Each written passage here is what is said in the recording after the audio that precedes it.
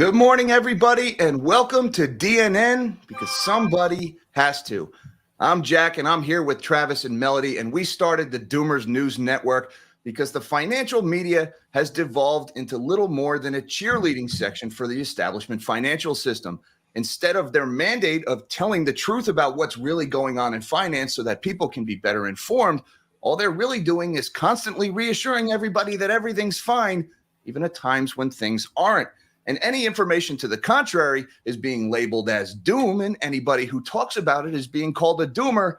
And well, we've decided to embrace that moniker and wear it right there proudly. So we are the Doomers News Network, or DNN. And with that, I'm going to hand it over to my buddy Travis, who's going to be driving us this morning. All right, guys, so I'm going to start with a story. That somebody today is going to be me. What we're going to talk about is the housing market crash being here and basically what to look for as far as data. Now, I do want to make it clear. Remember, when it comes to the housing market, things are super hyper local. In fact, you don't really want to look at median. If you really want to understand what's going on in your local market, if you really want to understand value, understand you need to do subdivision analysis. Everything else that we look at, guys, is just a general idea of what's going on. But when we look at just median sales price can compare hypothetically a crack house to a mansion. And that's why you have to go so hyper local that you're only in a subdivision, or rather it's called a neighborhood. But what we're going to go today, guys, is we're really going to talk about, how Congress and the Federal Reserve has basically robbed America of the home, the dream of home ownership. It's been an absolute bloodbath. So this is where we're going to start. Let me throw this up on the screen here. And if you guys can be just a little bit merciful with me. Now, all I'm going to do, guys, and what's going to happen is at the end of me reporting this, Melody and Jack are going to kind of have a back and forth conversation with me about the data I'm presenting. But I want you guys to also know, as viewers, and we appreciate you guys joining us, we will bring up your comments at the end of each story. The total amount of stories we're going to do today is 6. Now, the name of this article is "Home Prices Hit Another Record High, Pushing Pending Sales Down 4%." Now, I'm only going to read the top paragraph and the last paragraph because Redfin is overly optimistic and often foolish. Now, first of all, you guys, the name of the article, again, "Home Prices Hit Another Record." This is May 23rd of 2024. The first thing I want to do is, basically talk about the narrative. As you guys see here, here's another Redfin article that came out June 23rd of 2022. So almost 2 years ago. All right, Redfin had a higher record. The higher record 2 years ago was almost 400,000. You guys see that right here. So already what I'm trying to explain to you guys is you got to be careful of the narrative you're listening to, because the system is designed to continue to get you to spend. I almost said our entire, I forgot the government deficit spending, but 78 to 70% of GDP is consumer spending. So we have a spending problem in America, and the corporations want you to continue to spend to the end because that's what makes them money. It's really easy to understand. But this starts out, okay? Prices keep rising because this spring's inventory is lower than usual. The silver of good news for buyers is that mortgage rates have declined slightly. Now, if you guys think that's good news, it's not, because interest rates are still over 7% and the prices are still high, although we have seen prices decline in many metro areas, specifically around Texas. We are starting to see that in Florida as well. Now, here's Redfin's overly optimistic paragraph. They usually end in over optimism. Let's see how they're ending this week. Now, move up buyers feel stuck because they're ready for their next house, but it just doesn't make financial sense to sell your current interest rate so high. Okay. And what I want to explain here is essentially, if you purchased a home prior to quantitative tightening, you lost 30 to 40% of purchasing power as well. So the point of this article is basically saying that the pre-quantitative tightening, specifically homeowners, are locked into their house. But I also want to explain to the viewers that they're experiencing a form of payment shock as well. And the more time that goes on, the more incentive it is for them to sell. The type of payment shock existing, not all, but many, especially in hurricane areas, the California areas, is they see property taxes skyrocketing. At least in my own metro area, property taxes skyrocketing. On top of that, homeowners insurance, and depending where you're at, homeowners insurance is a very major problem. But another thing that people aren't talking about is these past homeowners, the new debt. a lot of them potentially have new debt, especially cars. So they may have taken that low mortgage payment and replaced it with a new debt payment. So they're not out of the woods, is what I'm trying to explain. But this goes on. The homeowners listing right now are often doing so because they need to. Right? They need to. They're forced, perhaps. One of my clients is selling because of a family emergency. And you guys remember, forced selling happens every single year. Right now, though, there's just enough demand to absorb the forced selling on a nationwide average in existing homes that it hasn't had a crippling effect on prices. However, we see that with new homes. New homes, the builders, remember, you guys, the builders are forced sellers. Now they're saying family emergencies. They're also saying another couple is selling because they had a baby and simply don't have enough room, so they want to move up. All right, now let's go on to the leading indicators just for the sake of time. And here's where I want to show you guys where we're at as far as interest rates. Now, remember, when we compare to where we were at last year and even 2019, home buyers right now are in a worse position. You're worse off, again, unless you're using the data to find a deal. If you're using a data to find a wedge, to find cash flow, if you're actually doing your homework, then maybe you're winning. And again, to the viewers, some of the viewers that I have on my other channel, I know people that purchased at 2022 in San Diego. His name is House Hacker. He got a great deal. The man did his homework. And so I don't want anyone to get stuck in a narrative, although the house market's going to crash. The assets, in my opinion, I have no doubt it's going to devalue. It already is. Many metro areas, but I'm talking about nationwide average. Now, anyways, you guys, here's one of the primary reasons: demand. I mean, demand is absolutely crippled. You guys see here that mortgage purchase application down 11%. That's year over year. You guys see home buying demand is also down 11% year over year. So in the metro areas, you see inventory growth exploding. So you see, again, demand is not keeping pace with inventory in many metros. Some metros are still tight. Now, one of the things is as well, I wanted to show you guys the existing home sales. Now, this is only to February, unfortunately, but home sales have gone down from January to February. We're under 4 million. This is an annualized rate. I'm looking forward to this updating. But on top of that, when we go to Mortgage News Daily and we look at mortgage purchase applications, we also see that going down. So really what I'm kind of trying to say is, even though the rates are going down, guys, the mortgage purchase application, you guys can see, I guess it did go up slightly, but it's pretty much balanced. The reason I want to make a point of that is the rates are killing purchasing power. We don't even need unemployment right now because purchasing power is crippled. So the purchasing power being crippled right now as far as the housing market is just as strong as unemployment from the buyer's standpoint. From the seller standpoint, no. Once unemployment happens, once layoffs happens, then it's going to hit the sellers. Now let's move on real quick. Obviously, Google Home search is down 18%. I got about 2 minutes to present. A couple things I wanted to point out as far as their leading metros. So here's the top winners and losers of this week, guys. The winning metro areas as far as year over year price increases is Anaheim sitting at an increase of 20%, Detroit 16, San Jose 12, Oakland 12. So a lot of California in there, West Palm Beach 12. You only have 2 metro areas according to this set of data on the year over year decline list.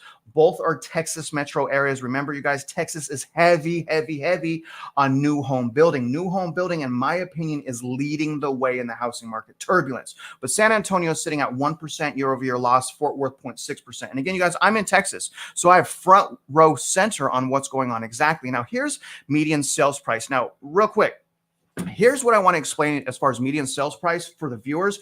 Median sales price gives us an idea of what's going on. It is not the way to determine how value is created. To determine how value is created, you guys have to do something like this. This is an appraisal. An appraisal looks at comparable data in a subject property subdivision. So you would have your subject property here on the left, and then you would get 1, 2, 3 comparables in that property's subdivision. Okay, so again, median sales price is not a good way to get an accurate idea of what's going on. And then one of the reasons is here as well. What's happening here, you guys, as far as median sales prices is the higher end houses, they're selling more. So the fact that the higher end of the median, there's more of that selling, it's showing median going up. Because again, the higher end of the median is blowing up. It's surging still, but the lower end is not. You see that here when we look at homes. Okay, first of all, this is purchase applications. So this is people getting a loan, essentially. This is comparing year-to-date 2024 to year-to-date 2023. You guys see over $1 million loans, purchase applications, It's a 63% increase. 900 to a million, 47%. 800 to 900, 22%. So it is top heavy. That's the point I'm trying to make. But nevertheless, again, according to Redfin, they're saying, I didn't say it.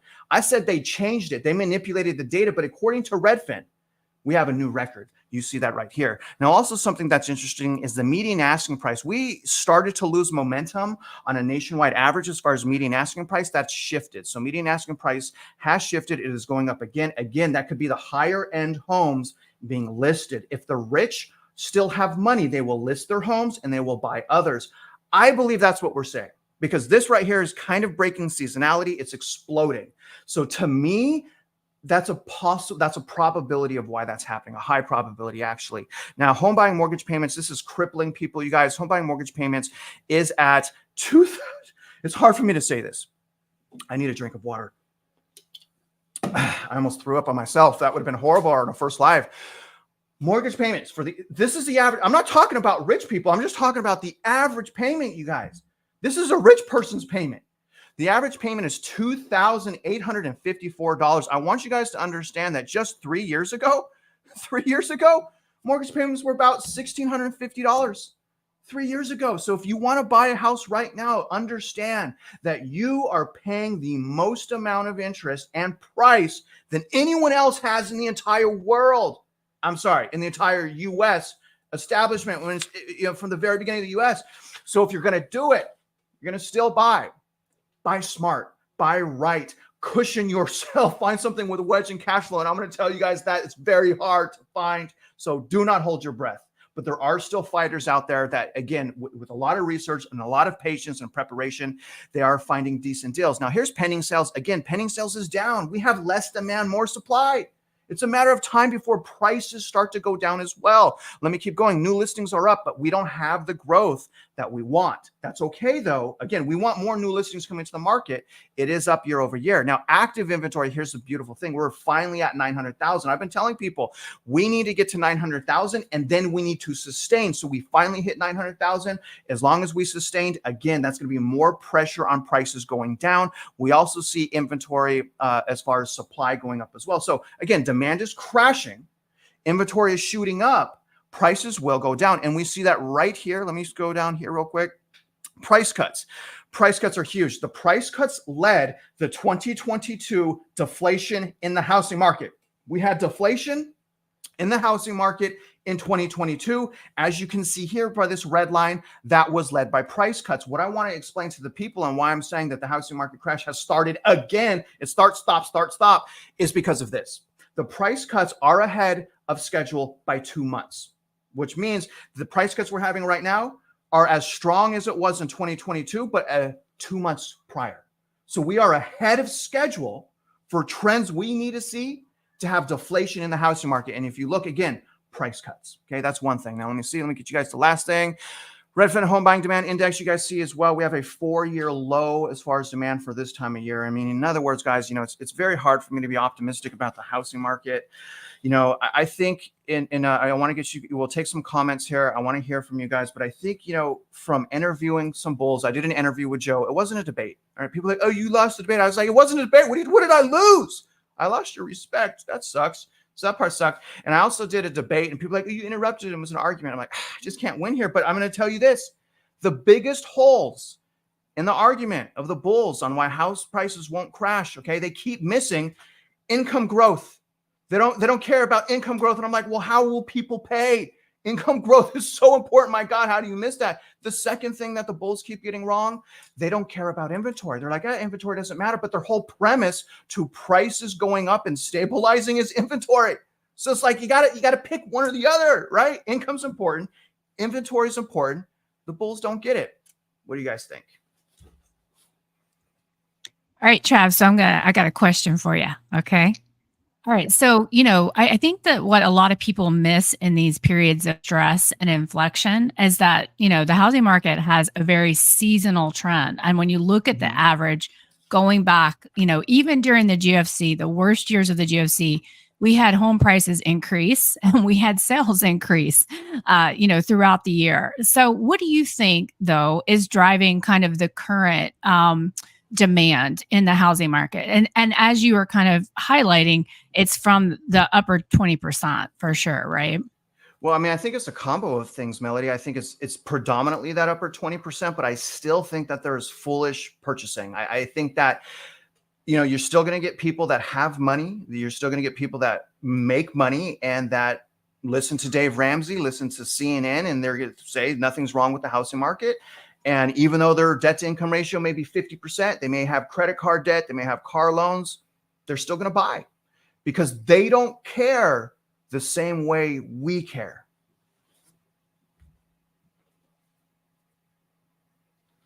Travis, an observation, something you said very early on in your presentation, you mentioned move up buyers, which is not a phrase I hear very often, but when you mentioned it and you worded it that way, it really fell into place because that kind of is the broken link in the chain of the housing market. The more I've been thinking about this while you were talking, the move up buyers won't sell the rate, right? Think of your first time home buyer who bought a home in 2017 through 2022. Maybe they refied at that lovely 2.5% rate we were getting when interest rates were all the way down.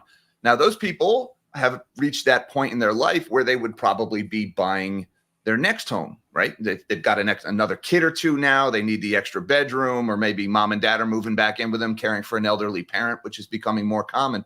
They need more space, but they can't afford the bigger house now. They don't want to give up that 2.5% rate because a slightly bigger house will be a much bigger payment for them. And that's really the broken chain. Who's really suffering there, besides that family that's now stuck in the smaller house, is who they would typically have sold their current house to, the first-time home buyer. And that's really the victim in this market here, because if the move-up buyers aren't moving up, then their house isn't going up for sale, and there's no inventory for the first-time buyer. And that's why we're seeing the median prices rise, because the entire bottom half of the housing market is just iced out. They've just been pushed out here. And if people don't move up, which they're not going to do until mortgage rates come down, then there's no room for the entry-level home buyer. And that's really who's suffering here, isn't it? I mean, I think everyone's suffering, Jack. I think the 80% of people are suffering, whether they're renters. It doesn't matter when they bought. And the point I'm trying to make is, the argument is the existing homeowners pre-quantitative tightening, they don't have any incentive to sell, right? They're like, oh, they're not going to sell. They can't afford to. And I'm like, they can absolutely sell, especially if they have cash money, because if they are drowning in debt, new debt, right? Or if they did a cash out refinance, they will have no choice. And people are like, well, if rent's more money, then where will they go? I don't care. They will go somewhere if they cannot afford to live in a house. I've seen it happen in Texas. Texas is in Houston, one of the most affordable places to live. But when things get bad, people leave. I don't know where they go. They consolidate with their family. Yeah, they consolidate. Yeah, I mean, we're seeing that happen. Yeah. And that's what I did when I lost everything. I consolidated and I lived with my sister to rebound. And I think that there is a premise for the golden handcuff, the low rates, because those homeowners did lose purchasing power like the rest of us. But again, as we hold the quantitative tightening, as we hold what's going on, that cushion is evaporating. And so do you guys have any more comments? And I'm going to throw some. So we got some comments here. Any viewers have any comments about that last portion before we move on? Okay, looks like here's one. Let's see. We got Johnny. I love Johnny. That's my boy. I stayed with him when I went to Sacramento. He's upset at me, you guys, because his dog, Logan, loves me more. This is his comment. If people are concerned with the rates we currently have are historically average. Good point, Johnny. This is a chance they continue to go up. So lock in these great rates now. If they drop, just refinance. So Johnny's a bit of a troll, but he's on our side. He believes what we're saying. He says things like this. I don't know why, to get a reaction, but do you want to comment on that, either of you two? I'll take a crack at this one. I can always refinance, right? I mean, that's one of those classic quotes from The Big Short, right? When they're at the gentleman's club. Oh, but Todd says I can always refinance, or whoever the loan officer was about her 5 houses in her condo. No, you can't always refinance, because remember, the price is important too. And if you're underwater on your mortgage, you're not going to be able to refinance your house, at least not without bringing a lot of cash to the table. And, if you're buying one of these places right now thinking, don't worry, I'm just going to refi in a couple of months when the Fed lowers rates, the Fed does not control mortgage rates. They can influence them, but they don't directly control it. And it's entirely possible that the Federal Reserve loses control of the long end of the yield curve when they start lowering the short end, especially if inflation expectations start rising again, which right now they are. So that whole "we can always just refinance," man, famous last words, that's going to be carved on a lot of financial tombstones, I think, in the near Or future. date the rate. Yeah, it was date the rate. And Melody, I have one more here. We got a couple minutes, but if you would, Melody, what are some solutions here to bring back balance other than the consumer awareness? I'm going to say it starts with people being aware of their current budget, how they're spending money, their own education. It does start there. But RL is saying, get corporations out of housing, no more foreclosure bailouts. What else can we do, Melody, to keep it balanced and fair? Well, because our Congress is completely deadlocked, we can't really look to them for any solutions. So the best that we can do is be cognizant of the way that we use our dollars. And I know people have heard me say this before, but every dollar is a vote. Like, we have control of how we spend our fiat currency. And so let's be intentional about it. Let's be thoughtful. Like, when we saw Starbucks come in with lower results, I really wish it was because everybody woke up and made better decisions. But in reality, it's because they likely couldn't afford it. But that, guys, we don't need to pay a lot of money for sugary drinks that don't do anything for our health. So instead, let's okay, Trav. Yeah. Sorry. Don't get me started on what you just drank. But okay. But honestly, just making a few different decisions every day. And I know, again, I don't like to sound like a teacher, but honestly, what I'm doing right now, I'm planting a garden. We've been hard at work on this the last couple of weeks, but I'm doing that because, every time I go to the grocery store, it is just unbelievable.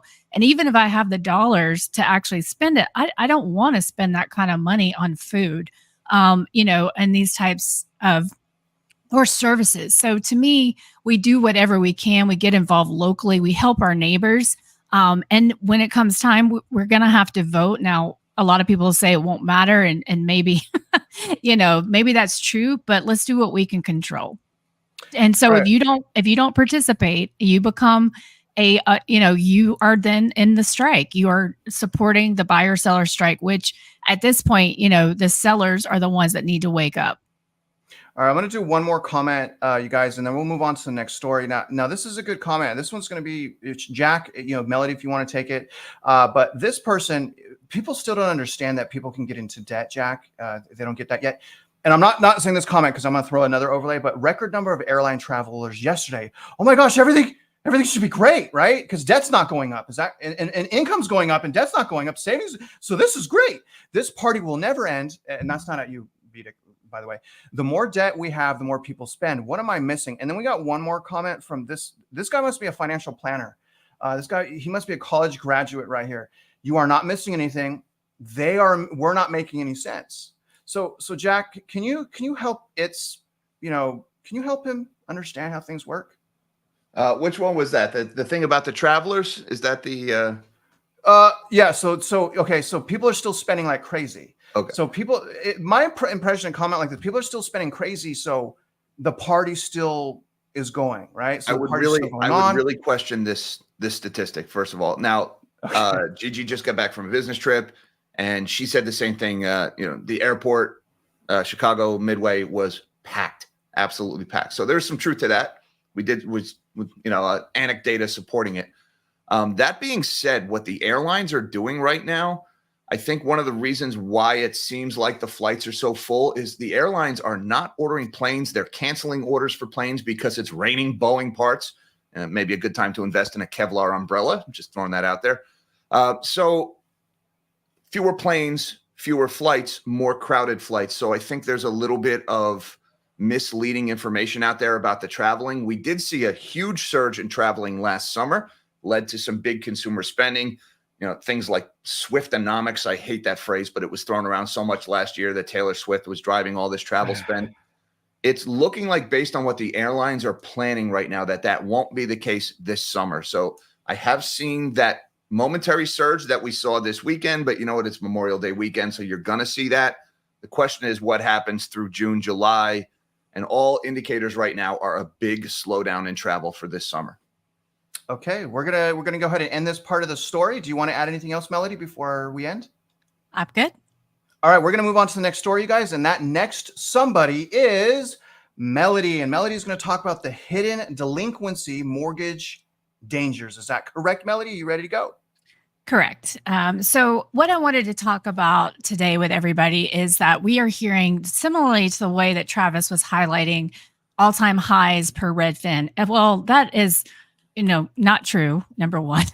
But number two, Redfin is very limited in its data as well. What I've been able to understand by looking at tracking cities, I use a whole bunch of different sources, Realtor, Redfin, Zillow, et cetera, to track. And what I can now tell about Redfin, for instance, is that they have way more existing homes than they have new. So we're always limited by the perspective of the data source. And so when this comes to delinquency, this is even more true. And so I just want to, up on the screen, what you have right now is the Fred chart for all delinquency commercial banks. And if you look at it, you can see that we're basically trending, and this is just the banks, around where we were for Q3 2006. Now, what's really important about this is that a big part of market share moved to non-banks after the GFC. Because of Basel III requirements, the banks no longer wanted to hold mortgage servicing rights. These things had to be risk weighted in a way that would have impacted their leverage ratios. And so they started pulling back. In a way, it was their way to say to the Fed, all of these restrictions, you broke contract law. Like for those, the top five, and I was at a company that was in the top five that was subject to the Federal Reserve consent order. And actually there were more banks, but at first it was just the top five. They essentially made us break our contracts with our borrowers. And once that happened, essentially the banks kind of said, we're done. We're pulling back. And the non-banks came in, they purchased up all of those mortgage servicing rights. And so to look at this chart to try and understand delinquency, and I'm going to show you another slide. So I want you to keep these percentages in mind because I'm going to show you current delinquency at the non-banks and at the banks. And so here again, we're kind of where we are at Q3 2006, which funnily enough is when I started at GMAC ResCap. And that is when my journey in this crazy thing that is mortgage and housing began. And the other thing I want everyone to kind of understand about the slide is that remember that delinquency topped in Q1 of 2010, and not 2008, not 2007. It was Q1 2010, and we kind of chopped around there for some time. And at this time, what was happening, all of the banks and my company had signed the consent order. We were in the middle of the attorney general settlement where 49 states basically made the banks agree to do certain things in this space. And while that was happening, foreclosures were on hold. Okay. So we chopped around, and in reality, delinquency didn't start going down until Q3 of 2012. And so I want everybody to understand that because we talk about 2008, but in reality, what happened to the housing market took a lot longer to unfold. Okay, so this is the commercial banks. Right now, I think they have about, they're holding on their books, our due origination of about 15%, honestly, of mortgage servicing out there, mortgage origination from the bank perspective. Okay, so here, this slide is titled incorrectly, but it's supposed to say mortgage delinquency, Black Knight. But essentially what we then had was Black Knight step in to try to, they are seen in the industry, they're owned by ICE, same folks that own the New York Stock Exchange. They are seen as the people that really could give us this information now. Well, the problem with that is that they only see 80% of mortgage servicing. Okay. And so they're missing 20%, and they won't tell you exactly who that 20% is. And this is what concerns me. Just tell me who you have. Tell me who you don't have, because then I could understand if I need to trust your numbers. But, I've been tracking these guys for my entire career. I could tell you some stories, but let me just tell you, all they care about is your data and selling it, number one. But looking at this chart, you can see, they kind of try to argue that we're at the lowest levels of delinquency. This chart goes back to like 2003. They do this weird thing where they show you the 2000 to 2005 average. Why they choose those years is kind of funny to me. Why not choose, 2006, 2007, because that was the runway into the crisis. They choose not to show that here. And so they do a lot of interesting things talking about all-time lows. But again, they kind of hide information. You can see in this bullet point, the inflow of new 30-day lates along with rolls to later stages of delinquency improved for March. What does improve mean? If you can't give me, percentages, you don't really want to tell me. But what they said, what's really important for you guys to understand is that while cures were down among both early and late stage delinquencies, what does that mean? You had improved. And that could have been due to seasonal factors, to be honest with you, because we're still people got their bonuses in March. They got those bonuses. People might still have their tax refunds. They're going to improve. But what's more concerning is how sticky this is, meaning that you didn't have cure. So when I prepare delinquency reports for my clients, I always show them, hey, here's what rolled to later stage delinquency, and here's your cures. And what I'm seeing is we're not curing, which means that delinquency is getting sticky. And I think those of you that know me know that I don't think we're going to see material delinquency in this market. And I'm going to talk about that in just a second, in this regulated mortgage market until probably June of next year. It's definitely going to start increasing from here, but material later. And so the other thing I want everyone to understand about Black Knight, for some reason, they always exclude their foreclosures from these statistics. So you don't do that. I don't know why they do that. And so it's actually higher, like 3.95%. But again, we're looking at their series, so it doesn't really matter. But they do that. And so when, just remember that. The other thing I want to talk about really quickly is all products are not equal when it comes to delinquency. And so, you guys have heard me say, you've heard all of us talk about FHA because it is out of control, guys. It doesn't make any sense that we should be at a 10.4% delinquency when you have had the most aggressive programs out there, and you've got still $5 million of home ownership assistance fund money sitting out there that can be deployed. I see it all the time. My borrowers are getting cured by homeowner assistance funds. You work straight with them, they'll send back in the reinstatement fund. So the fact that we're sitting here at this delinquency is insane.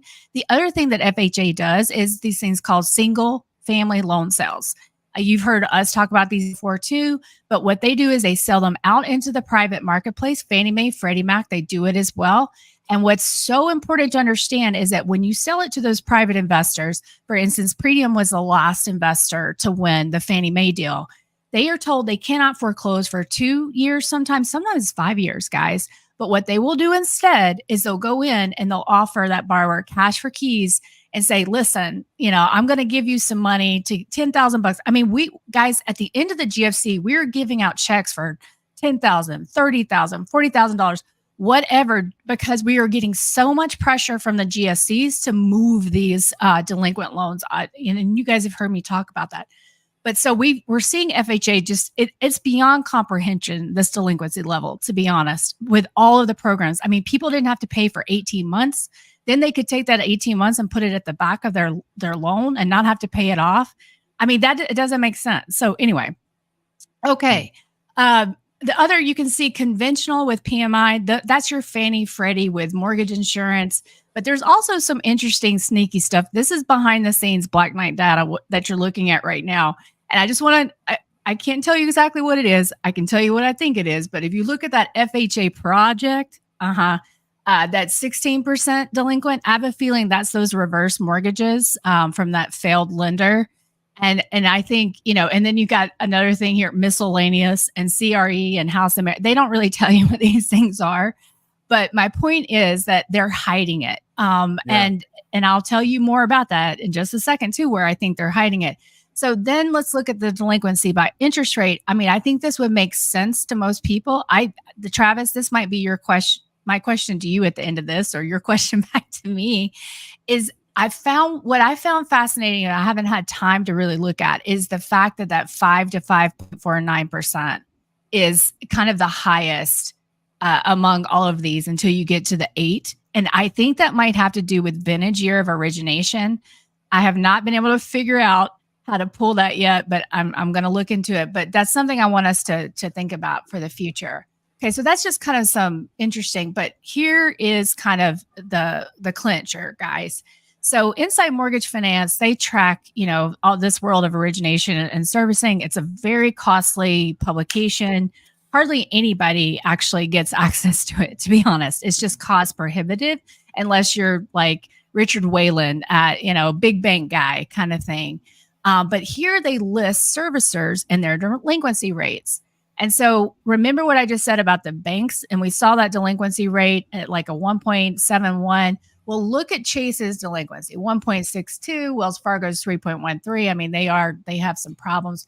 Bank of America, you can't see because I covered over it, but it's 1.3%. And so the banks themselves do have fairly low delinquency, and that's what it looks like at Fred.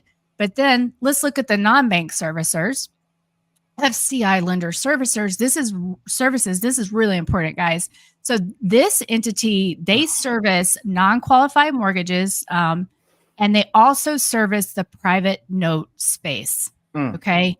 More and more every single day, I have started to realize that likely what has happened is that we've all been a part of the narcon of trying to make us think that their relevance has not been decreasing since basically 2015, that there is an entire private market that's not regulated, that we don't even know about, that's not in the home mortgage disclosure numbers. Mortgage Bankers Association doesn't have it. Black Knight doesn't have it. Fed doesn't have it. No one has these numbers. And FCI Lender Services is one of those servicers. There are many. The other thing that's interesting about this chart, guys, is the little note at the bottom that says some servicers included in the survey are not shown. Guess what? 4 of the top 5 FHA VA servicers are not on this schedule. 4 of the top 5, which include Rocket and UW, United Wholesale, for those of you that don't know. So this is all a game of optics. This is all a game of hide. It's like that game where where you hide the coin. That's what's going on here. No one has a full picture, and these headlines keep screaming at you. And I can tell I'm going to a conference next week in Nashville on this private note space. I'll be interviewing the guy that's running the conference. We're going to get a lot of information. But guys, based on my initial conversations with him, this market is in at least probably in the trillion, for at least 1 trillion. And if you think about the biggest year of mortgage origination, we hit 4.4 trillion per year. And so this market is significant and no one's talking about it. And anecdotally from the last conference, we heard a lot about stress and delinquency. So. Okay. All right. Well, I will start the question, Mel. I mean, there's a lot to cover. First of all, we don't even have enough time. Sorry. No, that was some good stuff. But going back to your point on like the delinquency, like the higher delinquency being on that, like, I think it was 4.5 to 5.5%. I think it was that. To me, that's an easy answer. That's the start of quantitative tightening. That's what rates were middle of point.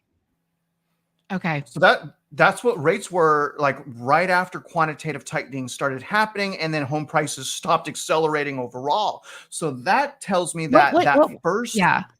Do you remember what month that was? The month exact, like that it went to. Sorry. 5%? Yeah. I'll double check. I'll double check here. Okay. Actually, I have it right here. Actually, I do have it. Oh my God. Here, let me throw it up. It's right here. Okay, let's see. So we want to look at when did we get to 5? So right here. See, look at May, June, like I said, of 2022. You see that? So that is right, because we started quantitative tightening when March, right down here.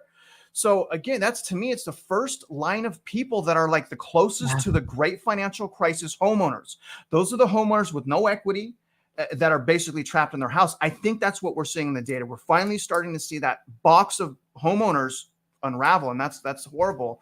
I'm not saying it's a good thing. And I can tell you from, sorry, just the delinquency I'm seeing in my client books, it is all mid 21, 22, 23. I mean, you're not seeing a ton of pre 21 delinquency, at least in my current client books.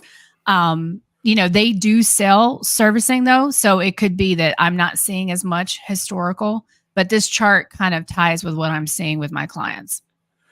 I do have a question though, Melly, and you said something I didn't realize. I'm kind of putting it together now. You basically said that you believe that June of 2025 is when we will really start seeing data that will show us the real issues in foreclosure about June of next year. But I also want to remind the viewers that July also of 2025 is when Endgame happens. Basel III Endgame that has been 10 years in the work? Like, my God. They just actually postponed it again. Did they postpone? Oh my God. Yeah, we can check, but I'm pretty sure they postponed it to 20. Let's look. I thought they did. I could be making something up. I don't think it's ever going to happen. It's ever going to happen, to be honest with you. Well, my question was, what impact will that simultaneously have on the what impact will that have on the financing sector when you have Basel and a foreclosure wave happening? Those non-banks are dead.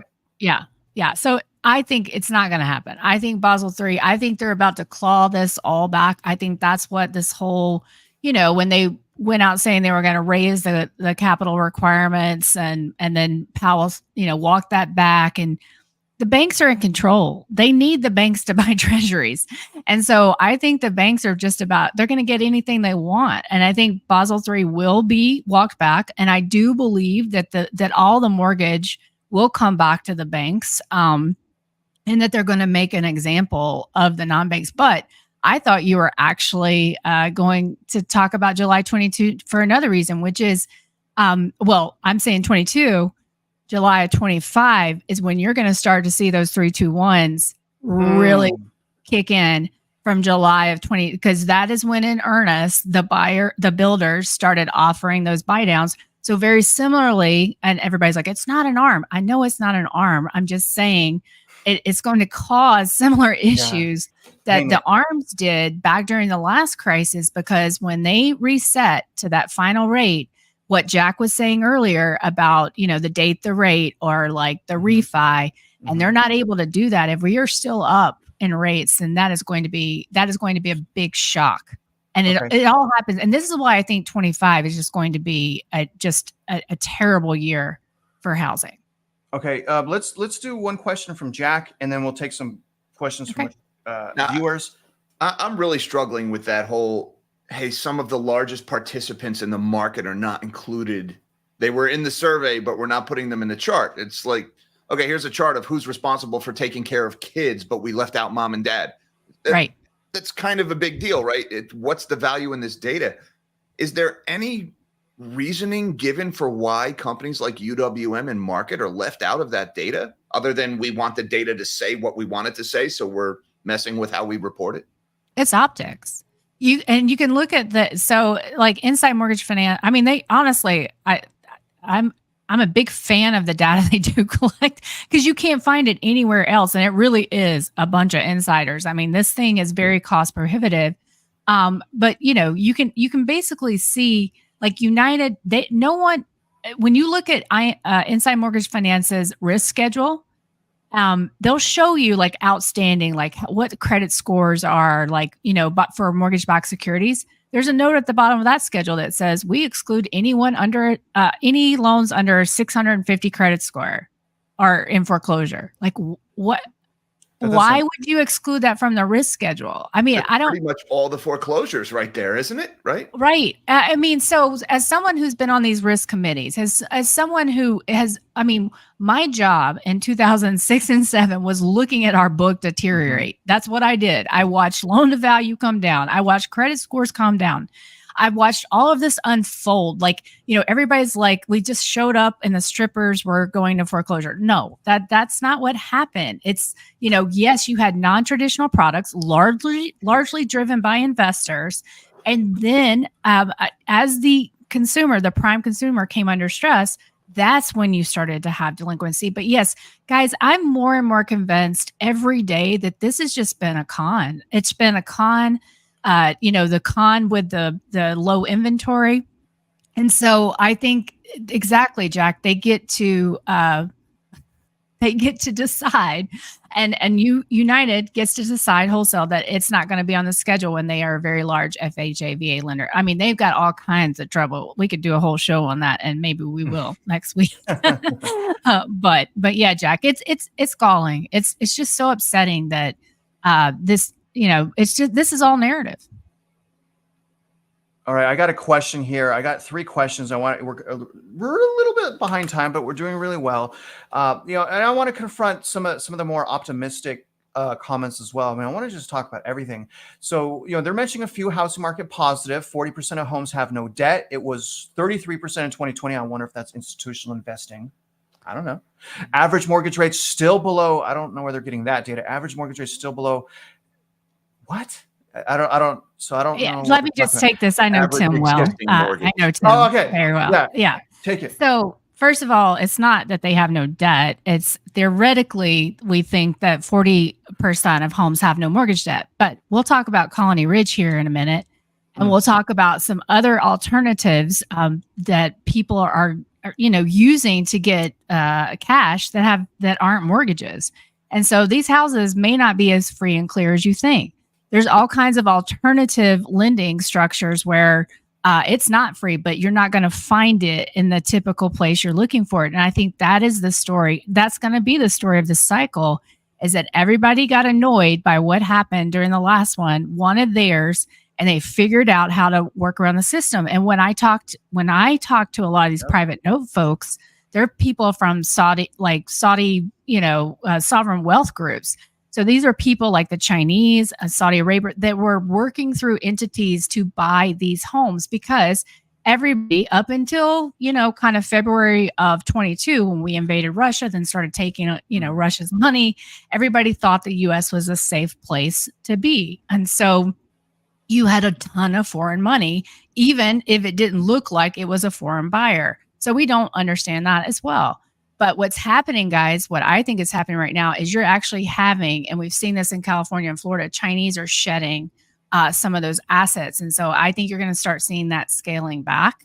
And we don't know for sure. And even so, 60% have mortgages. We have a 64% home ownership rate as well. So, I mean, what does that really mean? How is that going to change the market, I guess, is of what we're seeing right now.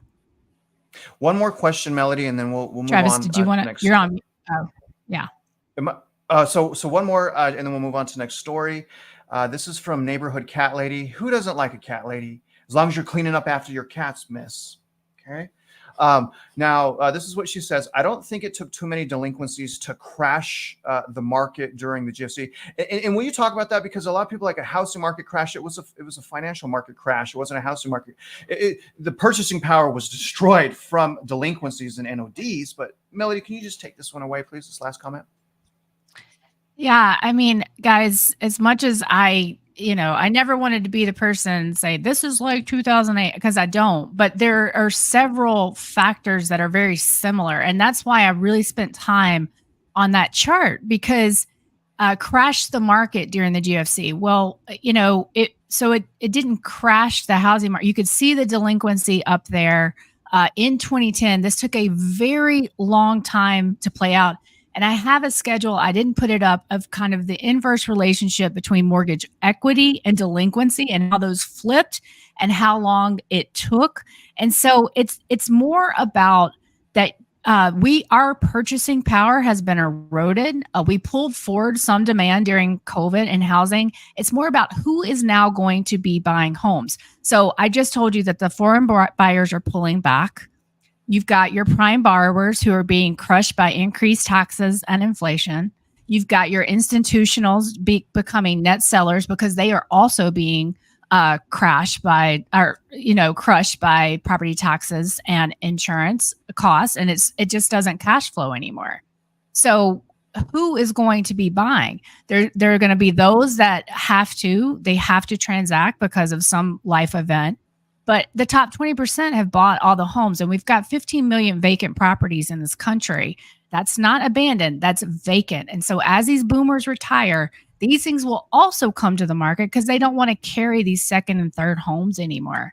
And so it's not about it's really about these larger macro themes of people are not going to have money to purchase, and they can't sustain their current expenses. And yes, we'll have foreclosures, but to me it's less about looking at one thing that really crashed the market then, and looking at all these broader themes that are going to impact prices now.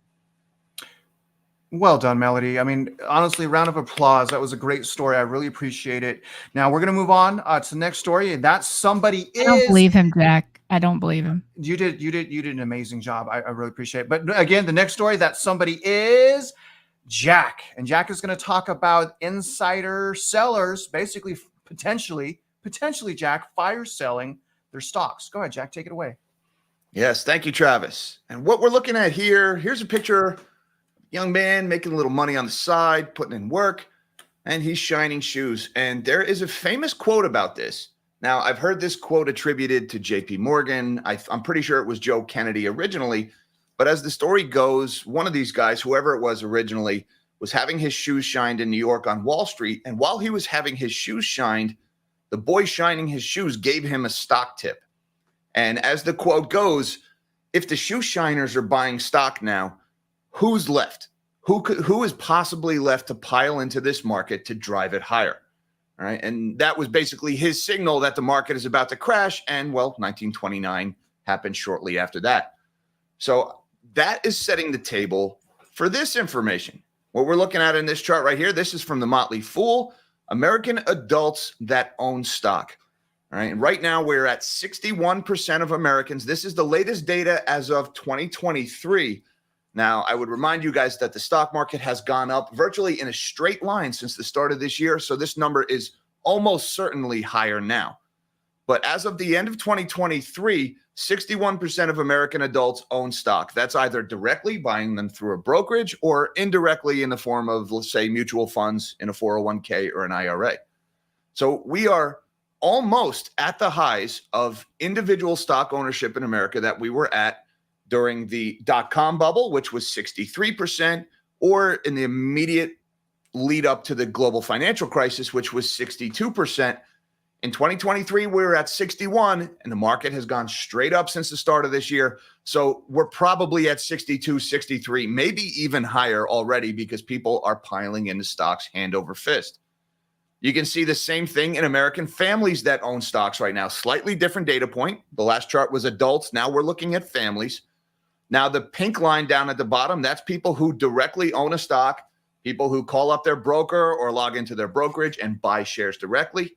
And then the purple line is people who own them indirectly, mutual funds, IRAs, that kind of thing. And you can see here for indirect ownership, we're already higher than we were before the dot-com bubble in 2001 here and before the GFC. Now, this data is only as of 2022. So again, this data is almost certainly much higher now as well. And you can see in individual ownership, we're already at the highs that we saw in the lead up to the GFC and the dot-com bubble. And considering the datedness of this data, it is almost surely higher. So the point here with these two charts is the shoe shine boy is giving stock tips again. All right. That's what that's what I'm telling you guys. Right. We're there. So now that we know what the shoe shine boy and the cab driver is doing, what are the big guys doing? What's Joe Kennedy and JP Morgan doing? And so who are the JP Morgans and Joe Kennedys of our time? You're talking your Bill Gates, your Jeff Bezos, your Warren Buffett. So let's just go through some of the anecdotes that I've seen since the start of this year and what the big dogs are doing. And we're going to blow through these. We're not going to spend too much time on each one, but I'm just trying to paint the picture what the little guys are doing and what the big guys are doing. Jeff Bezos, now this one's from back in February, sells over $4 billion of Amazon shares in the past week. Bezos has been piling out of Amazon stock. Now, look, he still owns huge positions. All these guys we're going to talk about, they all have huge positions in their companies.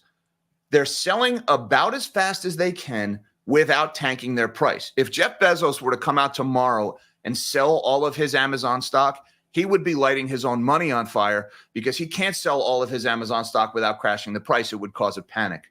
So these guys are selling about as fast as they can without alerting everybody else that something might be wrong here. Bezos, $4 billion of stock he sold at the beginning of this year.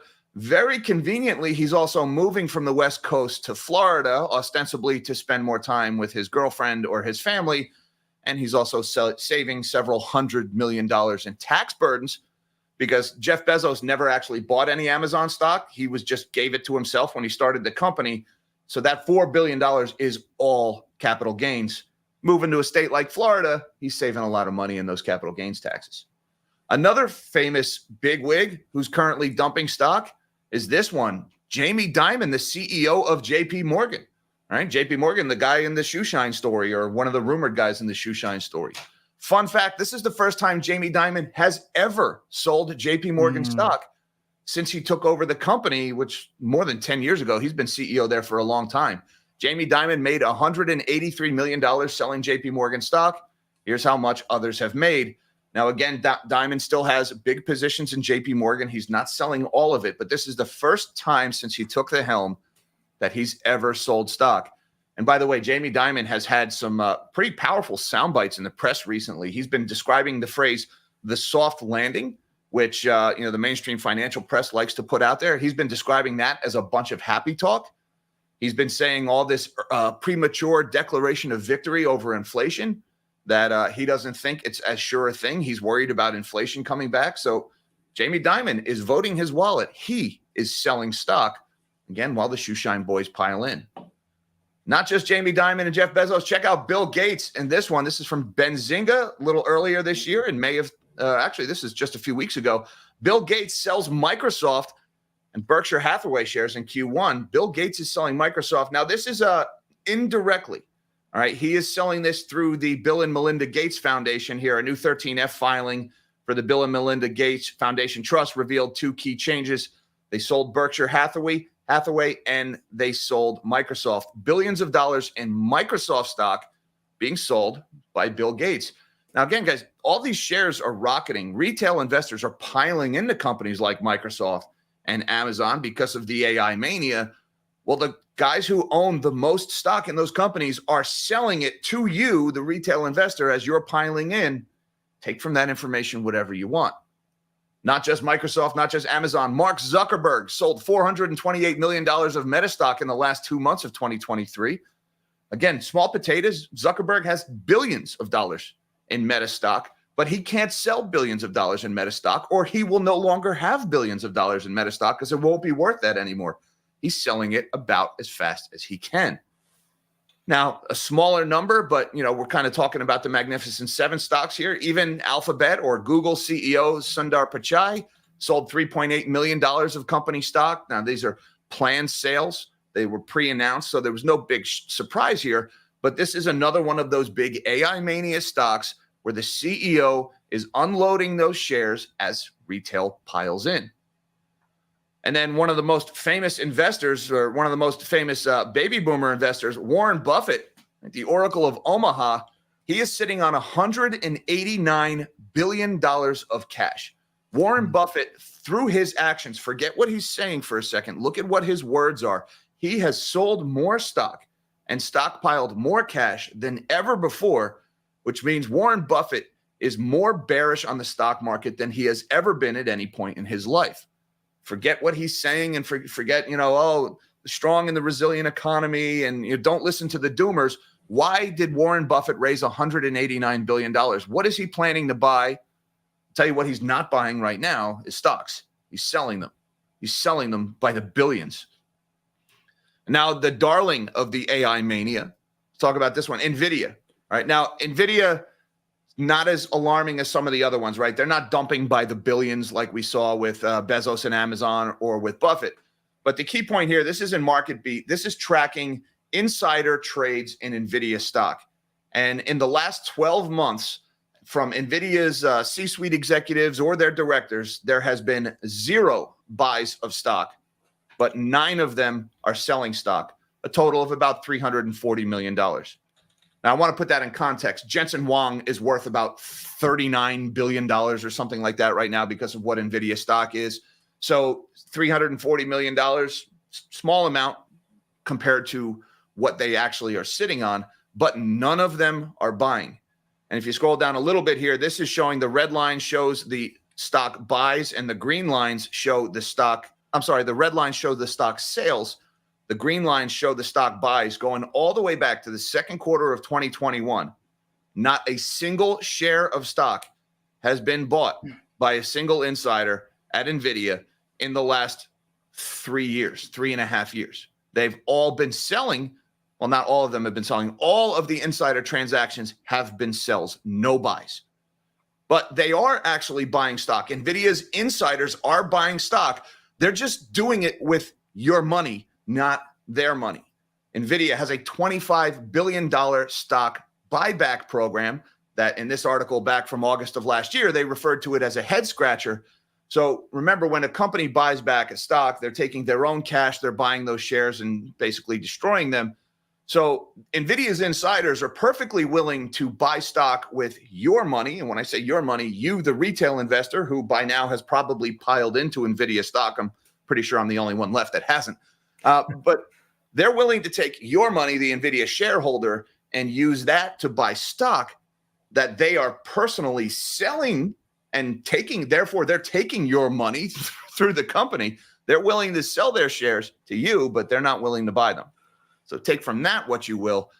Now, there's a couple of other data points I want to talk about with what the insiders and what they're doing. We're seeing a lot of CEO turnover right now. Now, I'm not sure you can extrapolate too much information from CEO turnover, but one thing I can tell you about company executives that I learned in my years in corporate America is these are not the kind of captains that go down with the ship. These are the kind of captains that call the janitor into the captain's stateroom and say, "Congratulations, janitor, you're the new captain of the ship. And now that I'm no longer an officer, I'll be in the lifeboats if you need me." That's the kind of people who run companies in America. They're not go down with the ship kind of captains. So this one, 180 CEOs left their post in March of 2024, and it was the highest quarterly total on record. This is according to Challenger, Gray, and Christmas, this big data analytics firm.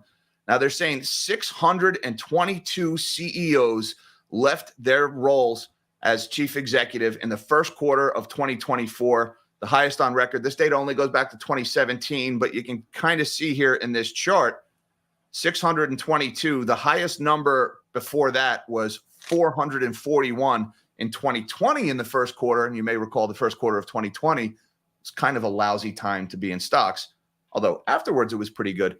So a lot of CEOs are jumping ship. It's an important trend to keep an eye on. And that's that one. The other thing I would just mention, CEO turnover, it did slow a little bit in April. That last data that I showed you was the March data in the first quarter. So CEOs leaving the company slowed a little bit in April. But one thing that is picking up now is they're talking about founders have left their company. So not just the CEOs, but the founders.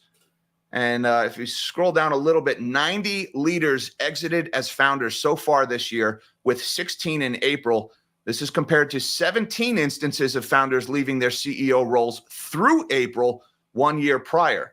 All right, so 90 founders quit their jobs versus 17 a year ago. The pandemic and the immediate post-pandemic saw an increase in startup activity as companies grappled with new ways of operating. Successful founders navigated those storms and are now looking for other projects. They're trying to explain why this might be happening. Now, look, the CEOs leaving and the founders leaving, there's two ways you can interpret that. They feel like their work is done and they've been successful and they're ambitious about other projects, or they're cashing out at the top and they're leaving the companies before all the bad things happen. And my money is on the latter. That's what I got for you guys on insider activity. The shoe shiners are buying, the CEOs are selling, and they're quitting. You take from that data what you will.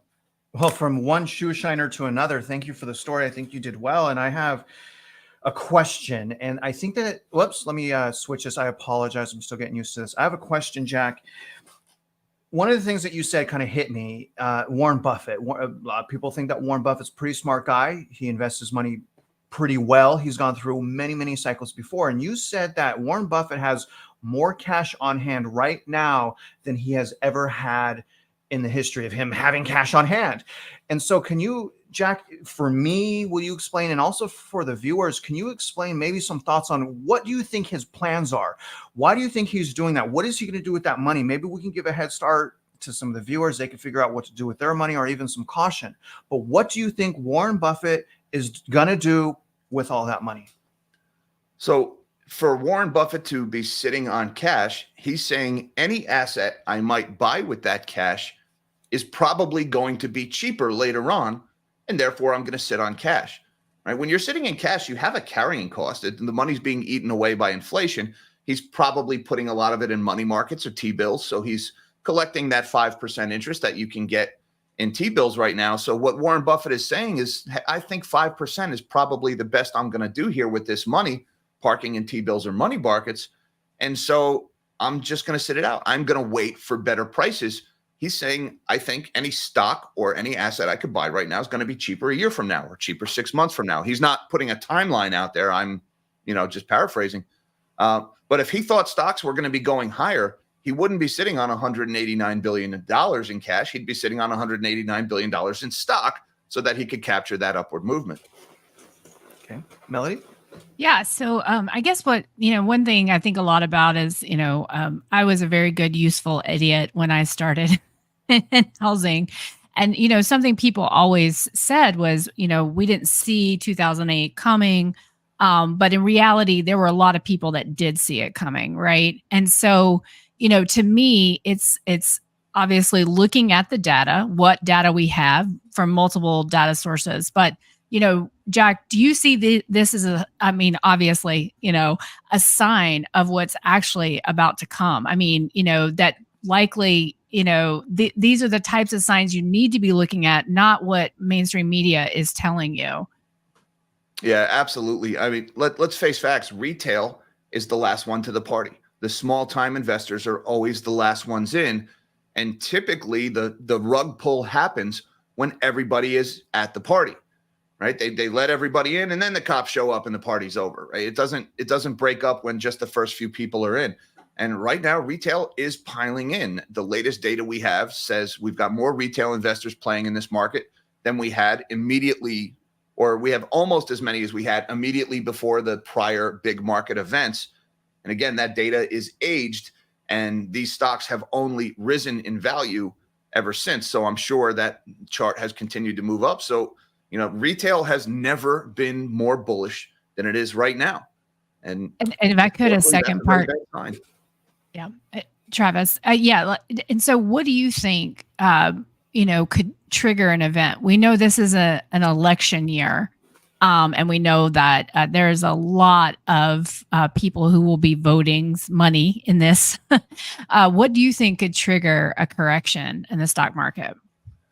So there's a couple of things that could trigger it. And, I want to kind of remind you of like the Smokey the Bear sign. When you see the red sign at the campground, Smokey says fire conditions are very high. You're likely to see a fire. Smokey is not saying the fire is going to start here because of this thing, just that conditions are perfect for a fire. It's hard to predict that idiot that throws a cigarette butt or that kid who drops a glass bottle at just the right angle of the sunlight to kick off the flames. So it's or a $450 million wire in the Archegos debacle, something like right? that. Nobody saw Archegos coming, and that was described as a market accident. Yeah, when risk officers just not doing their jobs. Couple of things could do it. I think a sudden spike in unemployment. My guess is around 4.5% because Jerome Powell has been asked to define what a soft landing means. And at one point he said, I think we can get inflation back down to our 2% target without unemployment going above 4.5%. So right now, higher unemployment is actually sending stocks higher because everybody thinks people losing work means the Fed is going to bring back the easy money and stocks are going to be pumped even higher. But I think if unemployment goes above that 4.5% threshold that Jay Powell put out there, the market might think, oh crap, it's transitory all over again. The Fed missed it again. And now it doesn't matter that Zerp and Burr are coming back. because nobody's going to have jobs. Nobody's going to be able to afford to buy the products that these S&P 500 companies are selling. And so at some point, bad news will become bad news again. I think 4.5% in unemployment is going to be it. And then, of course, you've got commercial real estate. You've got banks that are still stressed, and you've got a mania going on in artificial intelligence. Any one of those suddenly popping or some black swan event that damages those three stories, that could be a trigger as well. There's no shortage of catalysts for a big downward move in the market right now, and it's a very top-heavy market. Jack, I got two questions for you here that I thought would be good, maybe a little bit challenging to what we're saying, and I think that's good for us all. And I know you said Jamie Dimon, he's never sold before, but can you address Christy, who's basically saying Jeff always sells after earnings seasons? I mean, are they just selling because of earnings seasons? Jeff is Jeff. Jeff always. We talking about Jeff Bezos? Amazon Jeff, yeah. You said he said Jamie Dimon. Yes, but my point is what you said though is Jamie. This is the first time Jamie Dimon has done that. Yeah, that's never so it's happened contrary to this comment. But could you go into the fact that do you think it's just because of earnings? No, I don't.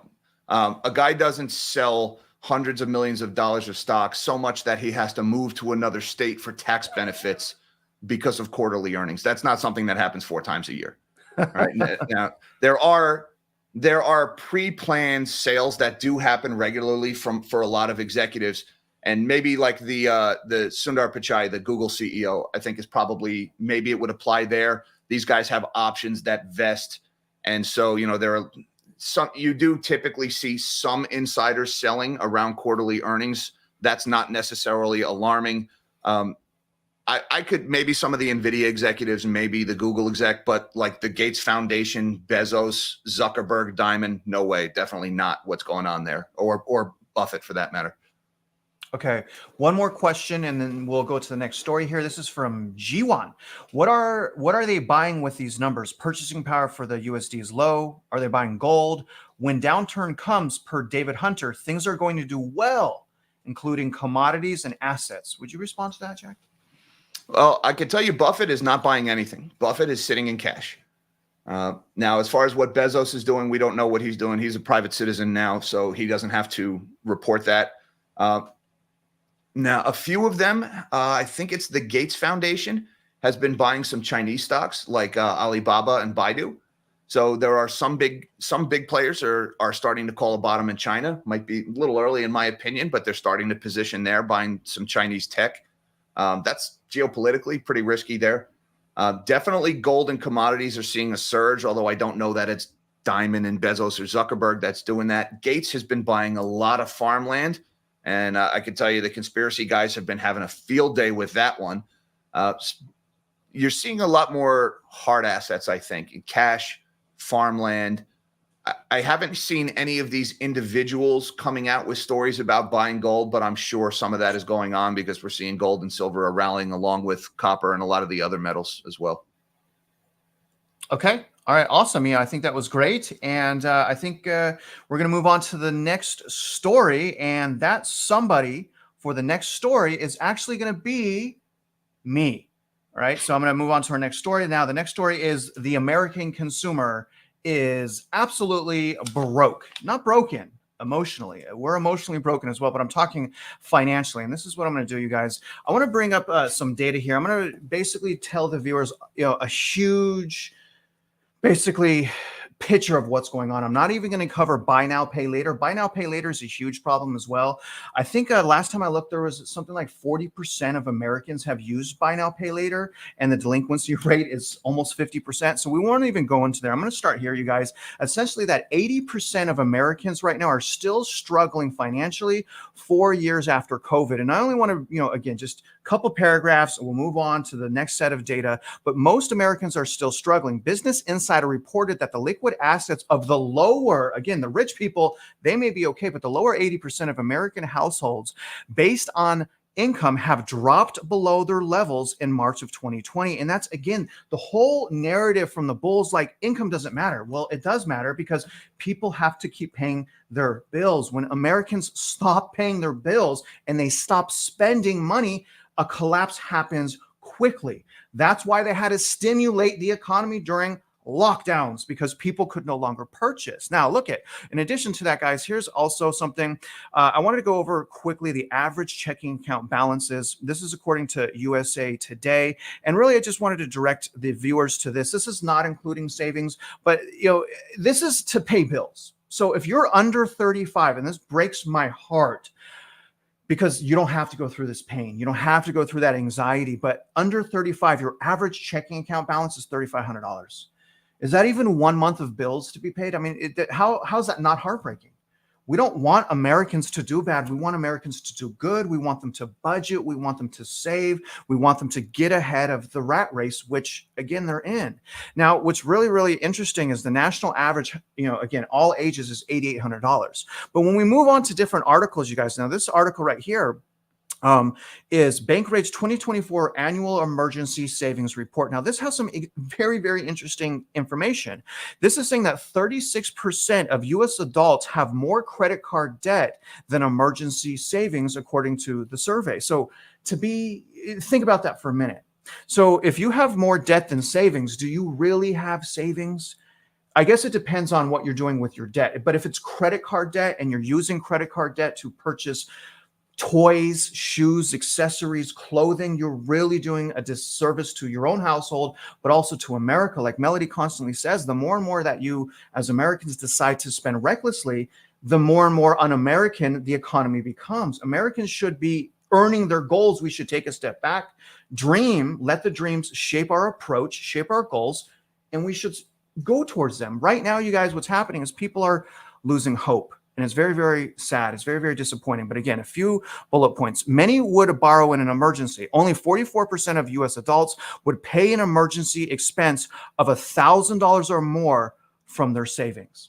So only 44%, you guys, would pay $1,000 to savings.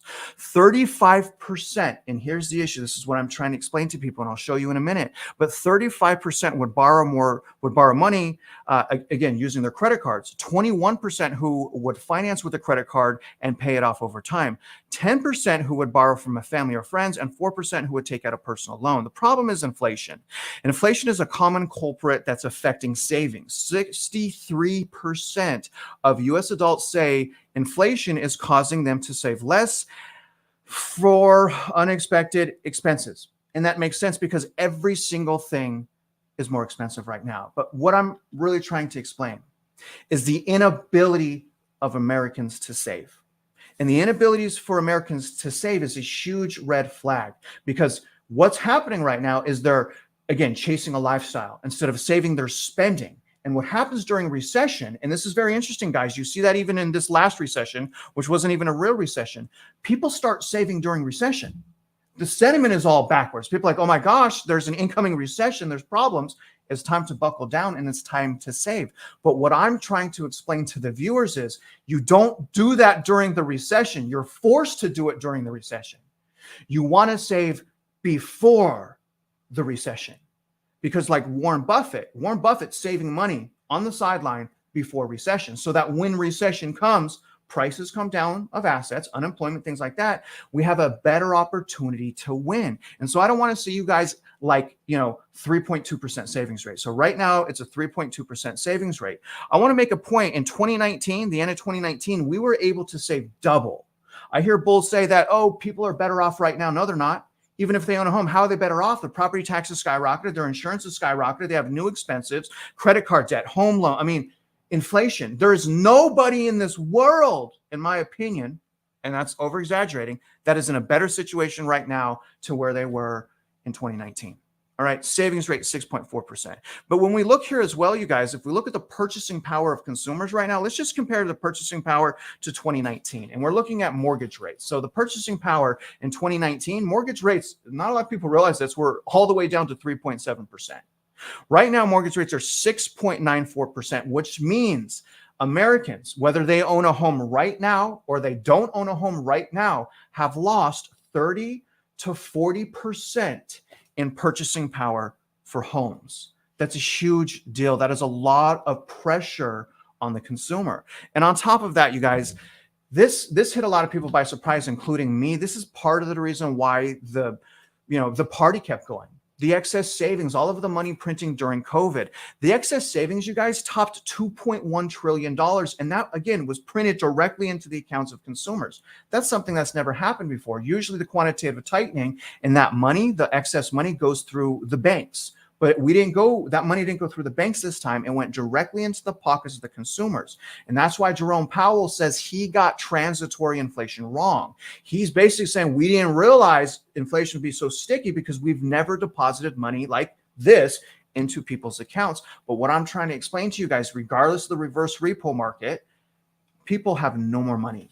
So not only is the savings rate cut in half from 2019, all that money has gone. And not only is it gone, it's less now than the end of 2019. People are struggling. Why is that so hard to get bulls to acknowledge? I'm hurting myself. I've done so much in my life to get ahead of the inflation. My credit card, my main credit card, it's a Wells Fargo Active Cash. I get 2% cash back on my purchases. The thing that I want viewers to understand is I'm winning because I'm disciplined. I'm paying the bill off before it charges me.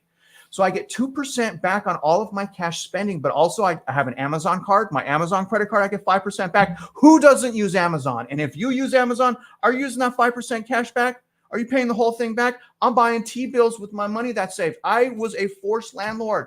I get money because I converted my primary residence, and still I find myself in a situation, and this is very scary because I have 4 children, where I struggle to save money on a monthly basis. I don't know how that's possible with all the things that I said, all as hard work as I'm doing. But what I'm saying is, guys, is I know that if I'm doing all of these things and I can barely save, I know there are people out there that are struggling hard. And I want you to know that I understand and I feel you. You're not crazy, but we can still do things right now to get ahead. What you don't want to do is quit. Now look at the income. The other thing is the income growth has not been there. Again, to the bulls, how does this sustain? If people can't afford any of this, it will not sustain. They will not pay. But real median household income in the United States, this is adjusted for inflation. You guys, in 2019, real household income, again, adjusted for inflation, was $78,250. 1, 2, 3 years later, as asset prices are exploding, by the way, home prices exploding during this time, income went down. And that's household income, you guys. Household income is anyone that lives in a house. If we look at just the family income, median income is higher. Okay, that's sitting at about 92,000. The same thing's happening. So again, I heard these bulls saying, no, the family's doing better. I'm like, no, they're not. They're not doing better. You're crazy. Stop saying that. You're confusing people. We have the data adjusted for inflation. Real median family income is also going down. It peaked 97,970 in 2019. That went down for 1, 2, 3 years to $92,750. My point again, you guys, people can't save. People can't even spend. People are struggling to even spend because we're making less money as the cost to live is skyrocketing. It does not work. These are the fundamentals I'm showing you guys. These are the fundamentals that it's going to break down what's going on. And I cannot believe it, but I forgot to do the timestamp on this one. So I'm really sad. So let's move on. Now, here's the other thing. Case in point here, people are living paycheck to paycheck, and it's everyone. Again, even if you make $250,000, if you're not living disciplined, you're like everyone else. The more you make, the more you spend. So if you're all of a sudden successful, you're working for some tech company with the latest AI software, and you're making $500,000, you're just like the poor. Just like me, I'm poor. You're just like me if you're not saving your money. That's the reality. We got to save our money to get ahead. Bad financial management habits lead 30% of the affluent consumers to live paycheck to paycheck. The rich, how are you rich and living paycheck to paycheck? Stop yourself. Calm down, please. The prices of goods and services will continue to weigh on U.S. consumers' wallets in 2024. Now, this is more conservative than what I've heard, but this is saying most consumers still live paycheck to paycheck. Overall, 62% of consumers live this way on January 2024, down from 60% last year. Now it says down. Obviously, you guys, 60 to 62 is not down; it's up. So that's a misspelling. Do you see what? Even they're so biased. They naturally want to say down. Maybe I'm wrong here, but my God, like, isn't it crazy how like the the words that they're using and imperfections they're using the data, like the new record highs, that drives me freaking crazy. They keep adjusting the data. But anyways, guys, this increase, see, now they say increase. This increase suggests the rising costs of living may be taking its toll on consumer finances, including high-income consumers. I think that's very clear. And this is not being a doomer. We know that consumers are getting in more debt. We know that because of this chart. This chart has been exploding. And so I think that maybe we see spending going up. Maybe we see M2 going up and the cash and all of the inflation going up, because we also see debt going up in the form of consumer credit cards. We're at $1 trillion now. Now it's balanced out a little, probably because a lot of people have bad credit because they're not paying their bills. If you have bad credit, you're not paying your bills, it's possible that your credit line gets cut. So just be aware of that. Make sure you maintain good standing on all your credit cards. But again, you guys, we have savings in the gutter, we have income in the gutter, and we have debt absolutely exploding. It's insane. And again, the big thing here, and this is what happened during the GFC, people stopped paying their bills. All right. So nearly 40% of Americans say they are behind on monthly bills. Think about that. So 40% of Americans are currently behind on their bills. Why are we just doomers? Why are we just saying these things? We have proof. We have data. If you can't feel the inflation, maybe you're filthy rich. Again, look at the data. And if you are part of this data, stop yourself, take a step back, rebudget, replan, and get ahead. It's very, very easy. You'll be very proud of yourself. But again, you guys, we also see this in the delinquency rate of credit card loans. Now, for the last 10 years, this is the last decade. So of the last decade, the first thing is the trajectory. The trajectory of the delinquencies shows us that the consumer is in trouble. It shows us that life is expensive. It shows us that income has not kept up. If income had kept up, we wouldn't have a skyrocketing delinquency rate. But I do want to point out, although this is a lot higher over the last decade, when we max this out and we compare it to the GFC, okay, one thing that the GFC in 2007 had is they had a lower delinquency rate and a lower delinquency rate and a lower savings rate than right now. But I also want to remind you again that, even though, again, just comparing the GFC, and I hate comparing the GFC, they had a lower savings rate and a higher delinquency rate. They also didn't just have a massive stimulus passed. They didn't, we didn't have money printed into our accounts and the ability to pay that. And what we were doing back in the GFC is we're doing cash out refinances. So we cash out refinances, pay all the bills off, get in more debt again, do another cash out refinance, pay all the bills off. So it's a little bit tainted, but I will acknowledge that, you guys. I guess what I'm saying here is the foundation of recent asset prices is just not sustainable. If the asset prices, home, stock, whatever you want to talk about, if they went up like they did in a period, say, of 10 years, maybe 7 years, okay, and income maybe match that, all right. But the asset prices skyrocketed in about 2.5 years at the same time where real income went down. That is a recipe for disaster. And that, my friends, is today's story. So, Travis, I think a lot of people that we kind of talk to out there in the realm of financial media, FinTwit, there's the deflationists, right, that believe, deflation is coming, that these prices have to come down. But what do you think would need to happen for these trends, for the consumer to get healthier, to get out of debt? Like, what would we need to see in the economy? Well, it's hard for me to answer that because, in my opinion, as someone that has lost everything, bankruptcy, foreclosure, and repo, I already know that the answer is it starts with you.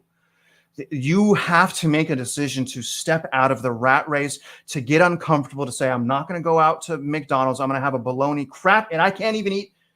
And I practice I ate spaghetti for 3 freaking years. I ate spaghetti for 3 years. I will never, and my wife hates it because she loves spaghetti. I can never eat spaghetti. And so what needs to happen in the economy? I would say, well, one thing, the government deficit spending has to stop. But as far as like a collapse, as far as when will people start waking up? I mean, I think when that job loss gets closer to home, unfortunately, because there's so much bullishness out there in the economy, so many people wanting you to spend, it's hard for them to understand what's going on. And in order for them to understand, again, it has to, and sadly, overall, it has to hit them in the stomach. I think that's a sad reality of how society is. I think most people will be blindsided, will get that hit to the gut. But I'm also here to say, Melody, that it doesn't have to be that way. But you do have to get uncomfortable. You do have to make hard decisions right now to get ahead in the future. And that's the American way. And I think that we are really blessed as a society to be able to do that. Is it way harder than it has ever been right now? Yeah, it's pretty hard. For me, it was harder when I lost everything, foreclosure, bankruptcy, repo, but it's real hard right now.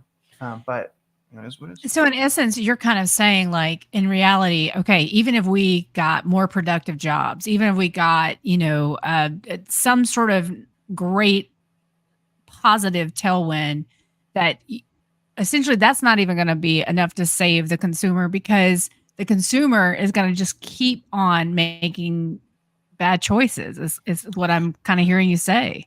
I think that the consumer will always make bad choices, unfortunately. But what's going on right now is quantitative tightening. So we know that they have told us, they said, hey, Travis, hey, just between me and you and the whole world, because I'm being transparent, we're going to go after your job. We're going to do quantitative tightening. And so I think it's just a time thing, Melody. I think that as more time goes by, people don't want to listen to us. It will happen. I think it's just a time thing, Got it. Travis, I heard a fantastic quote from Steph Pomboy recently on Adam Taggart's new channel, Thoughtful Money, about moral hazard. And folks, if you don't know, moral hazard is defined as a lack of incentive for people to guard against risk when those people are shielded from the consequences. Basically, when you take somebody else's money and you're not responsible for what happens with it. And what Steph Pomboy said is we now have moral hazard on both Wall Street and on Main Street.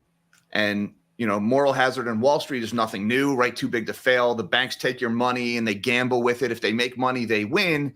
If they lose money, you lose because the banks get bailed out. That's a moral hazard. But now we've got moral hazard on Main Street. Student loan forgiveness, right? But people borrowed a bunch of money. It ended up being a bad bet. And now they're being shielded from the consequence, and they don't care. Those losses are being socialized. And we're also, I think, seeing this rising trend of doom spending. People just running up credit cards. They don't care. They have no intention of ever paying it back. I think it's running rampant in buy now, pay later, where people are, 660 credit scores and below. Sure, I'll buy now, pay later. And then they don't pay it back. And there's no reporting on that buy now, pay later debt. So we don't really know how big it is or how bad it is. So how do you think this plays out with a consumer now who has taken their cues from Wall Street? I'll go do whatever the heck I want to do. I'm not going to pay anybody back. It's somebody else's problem. How do you prepare for that? How does the business market? I mean, we have a credit-based economy. The whole world's financial system is based on credit. And now nobody can be trusted anymore. So how does this end? I mean, just speculate here. What is this going to look like in a few years if this goes up? Well, first of all, the solution is not being a part of it. And if you're going to be a part of it, you'll work the system against itself. But what people have to understand that are consumers is they don't have the same loopholes that the Wall Street investors and all these funds have. They have special protections, as do the banks. It's called Fed put. It's called when they're in trouble, the bank or the federal government comes to bail them out. We don't have that as consumers. What you see with the whole moral fabric and all this stuff in the stock market, it's just they're better at taking advantage of loopholes. And what you're seeing as far as spending habits now, the consumers, that's the inflation. If we didn't have the inflation and all the money printing, then we wouldn't have as many of these issues. But the inflation has enhanced and strengthened bad spending habits. It's enhanced the reckless spending. Because now people have money that was, again, just handed to them. And people are like, oh, it was only $3,000. That's not true. I got, I think, $16,000. If you guys don't think $16,000 can help me buy a home, you guys need to go back to elementary school. I got $16,000 to this whole thing. And I got $900 a month for daycare. If y'all don't think that, and you know what, Melody, Jack, one of the things I was talking to Logan, he's like, we can never have a credit boom again because the QM. Yeah, you can. If you drop interest rates from 5% to 2%, you gave people overnight a 30% increase in purchasing power and the down payment. That's your credit restriction. I'm sorry, that's your credit loosening. And so there's something, even though it wasn't as the big as numbers of the GFC, again, when you open the doors to demand like that, It's a floodgate. It's not going to work. I don't know if I answered your question, but I hate Wall Street. I don't want to be a part of it. They're masters of fraud and corruption and greed from a legal aspect, and it makes me absolutely sick. And I don't even want to. I personally, I don't want to invest in stock. I mean, I will because I got to play the game once it's time. It makes me sick, though. I'm sorry. Thank you, Travis. Did you ask me a question already, Melody? You did, right? Or you didn't? I did. Are you going to take some comments, some questions? Yeah, I'm going to. It was hard for me to look at the comments at the same time. So I have one comment here from K Powell. Deficit spending only delays the recession. The labor market is weak. The idea that we've repelled the economy cycle is just dumb. I got to agree with that because, let me just name three things. Okay. Deficit spending, government jobs, just those, and then the yield inversion. Anything else you want to add to that, Jack? Yeah. The arrogance of the Keynesian economist is just dumbfounding to think that they have defeated the economic cycle. The economic cycle is a force of nature, and history books and cemeteries are full of people who thought they could control these things. And the idea of the Keynesian economists is that when economic downturn starts, you can offset the natural cycle by increasing deficit spending, increasing government spending. You can make the bust part of the cycle obsolete. All right. All that ever does is make the inevitable bust much bigger and much more severe. All right. Economy and ecology, they're very similar words because an economy is virtually an ecosystem. And every ecosystem, you have ebbs and flows, you have cycles, you have certain species evolve and they thrive and they do well. And so they expand. And inevitably, they expand too much. They overconsume the food supply. And then that species starts to die off until nature rights itself. All right. It's a natural cycle. And when you interfere with it, as man often does, you make things much worse and you get mass extinction events. And financially, we do the same thing. We think, oh, we'll just print money when things get bad and then we won't have that die off in the apex predators. No, all we're doing is we're keeping the apex predators alive and fat by rounding up and slaughtering the species at the bottom of the food chain. Well, when they're exhausted, the apex predators are going to die off in mass like everybody else. And so the arrogance that the economic cycle is somehow obsolete and we just keep making it worse and worse. You would think 2008 was a wake-up call to these people, but instead all they did was seize even more power in 2008. Then they did it again in 2020. And every time they do it, they just make things worse. Got one more last question here. Maybe Melody and I can kind of team up on this one, but let's talk about credit. Let's talk about credit tightening. I want to kind of pass this off to you, Melody. So as far as credit tightening, the reason I say that there has been no credit tightening is because there has been no credit tightening. I mean, if you want to call them, the only credit tightening that's been happening right now is mortgage rates. So that has been the credit tightening. But as far as the actual guidelines, look at FHA. FHA alone has made that loan program way more affordable. They have lowered their MIP. I believe it was from 0.85 to 0.55, which basically means they've made FHA the most affordable loan, much more affordable than much more affordable than conventional, about the same as VA. And so we don't have the credit restrictions yet. Melody, can you talk about what we need to happen to have these credit restrictions, like a recession, maybe? Yeah, I know. So again, I was a useful idiot, and we've heard so much about credit quality. I call it credit quality gospel singing, and just how that had all changed and gotten so strict. And I think that honestly, up to 2019, for a lot of people, that was kind of true. But then as COVID went on steroids, I don't think a lot of people knew, but underneath underneath the underwriting guidelines, things were being changed. You know, our credit scores were inflated because certain things weren't being reported. You know, there weren't evictions happening. And so at the same time, I think the agencies also did some quiet loosening, you know, and then you had all of this COVID down payment assistance, which, you know, if you could take advantage of a FHA program at 3% down payment and you could get a COVID down payment assistance, you didn't even have to come up with a down payment at all.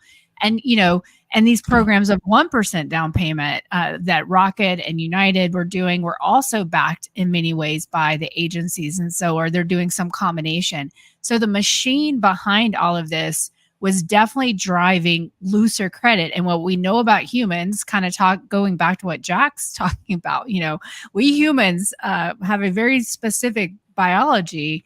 Is we really don't seem to learn, and so this seems to be what's happening is we're pushing these programs that are going to get us right back where we were during the GFC. They just have different names. Like stated income is now, a DSCR loan. It's a bank statement loan, because you can give your bank statements.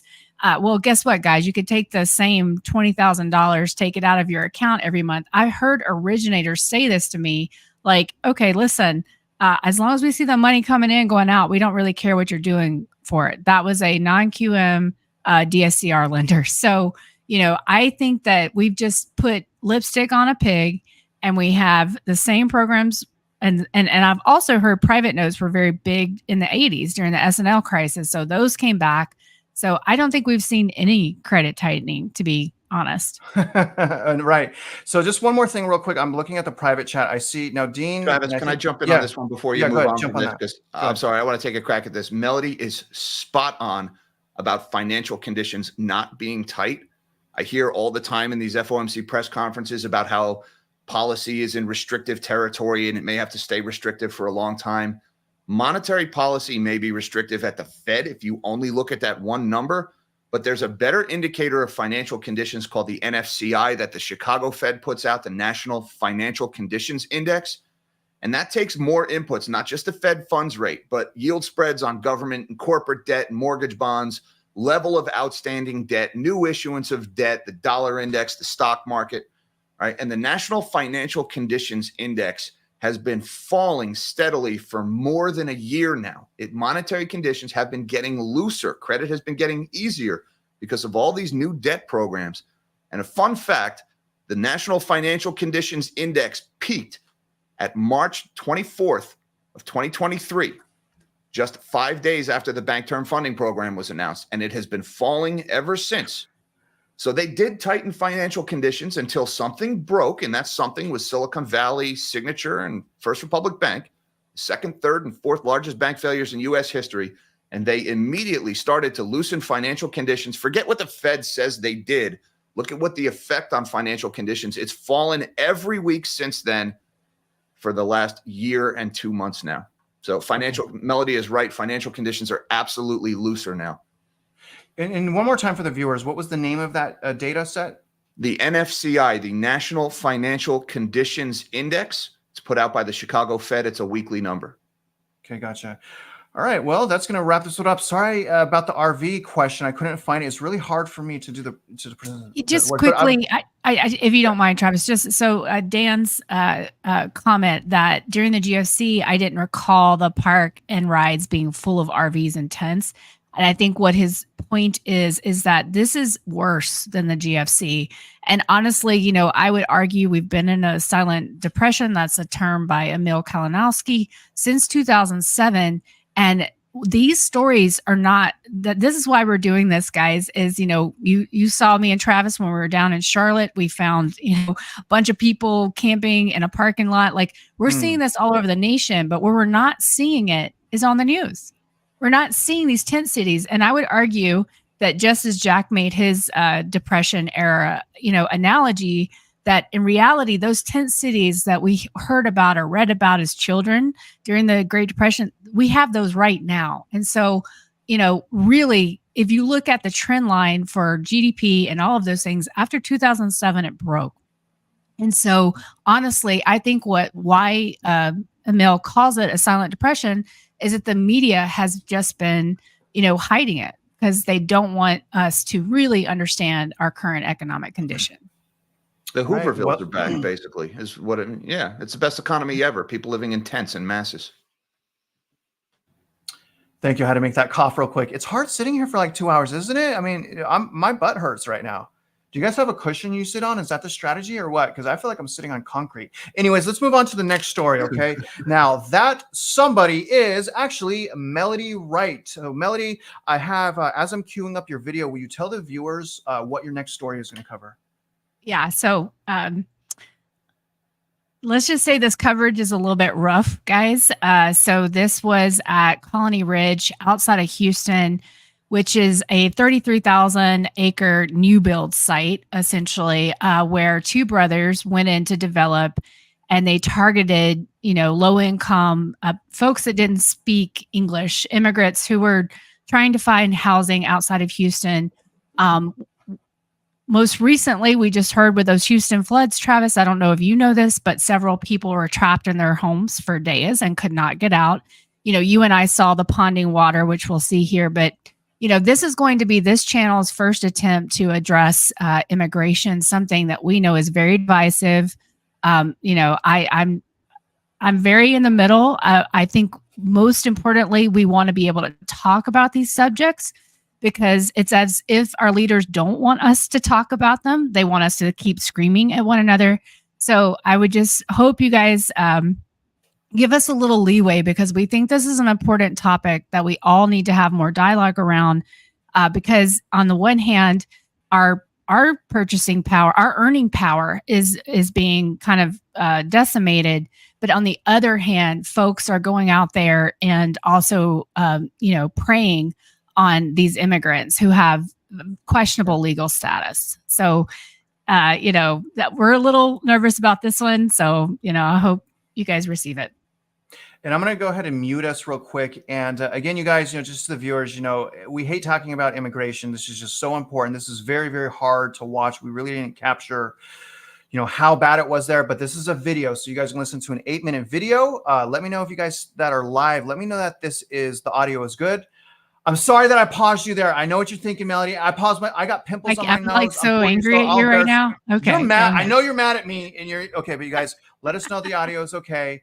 It's about an 8-minute video. After the video, we'll go ahead and talk about it. I mean, look at the background. That is a blown up mobile home.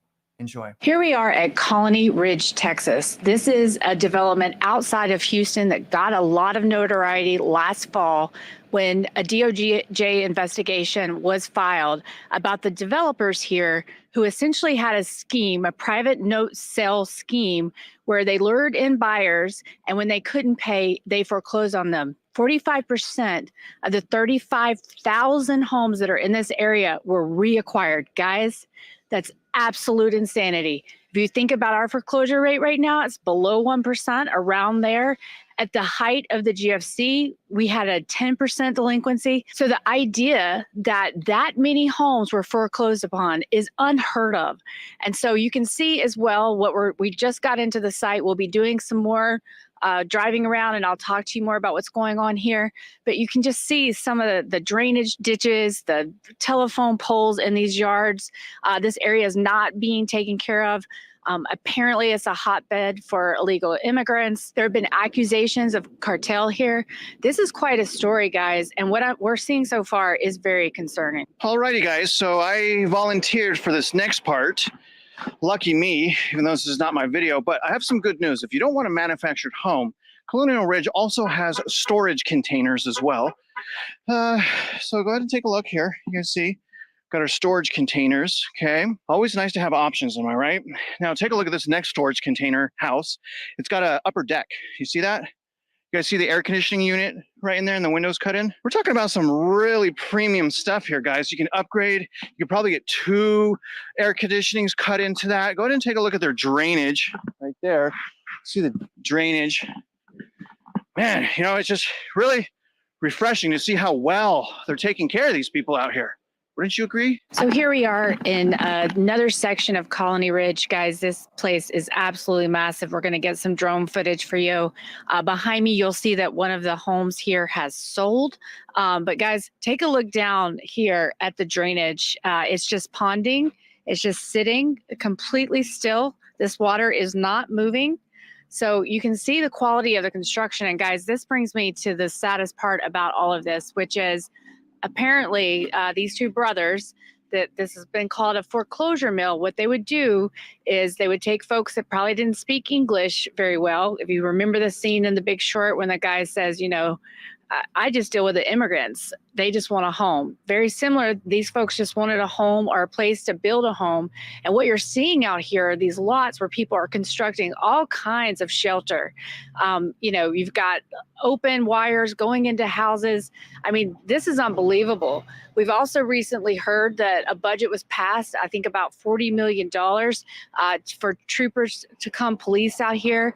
But this is probably one of the saddest things I've seen of this cycle, guys. I'm reminded of shanty towns in Africa. Yes, this looks, it looks like a cheaply made house, but compared to the other things that we're seeing here, which we'll show you that footage, this is actually a nice home. So here we are on another street in Colony Ridge outside of Houston, and you can see that there are a lot of available homes here that have not sold.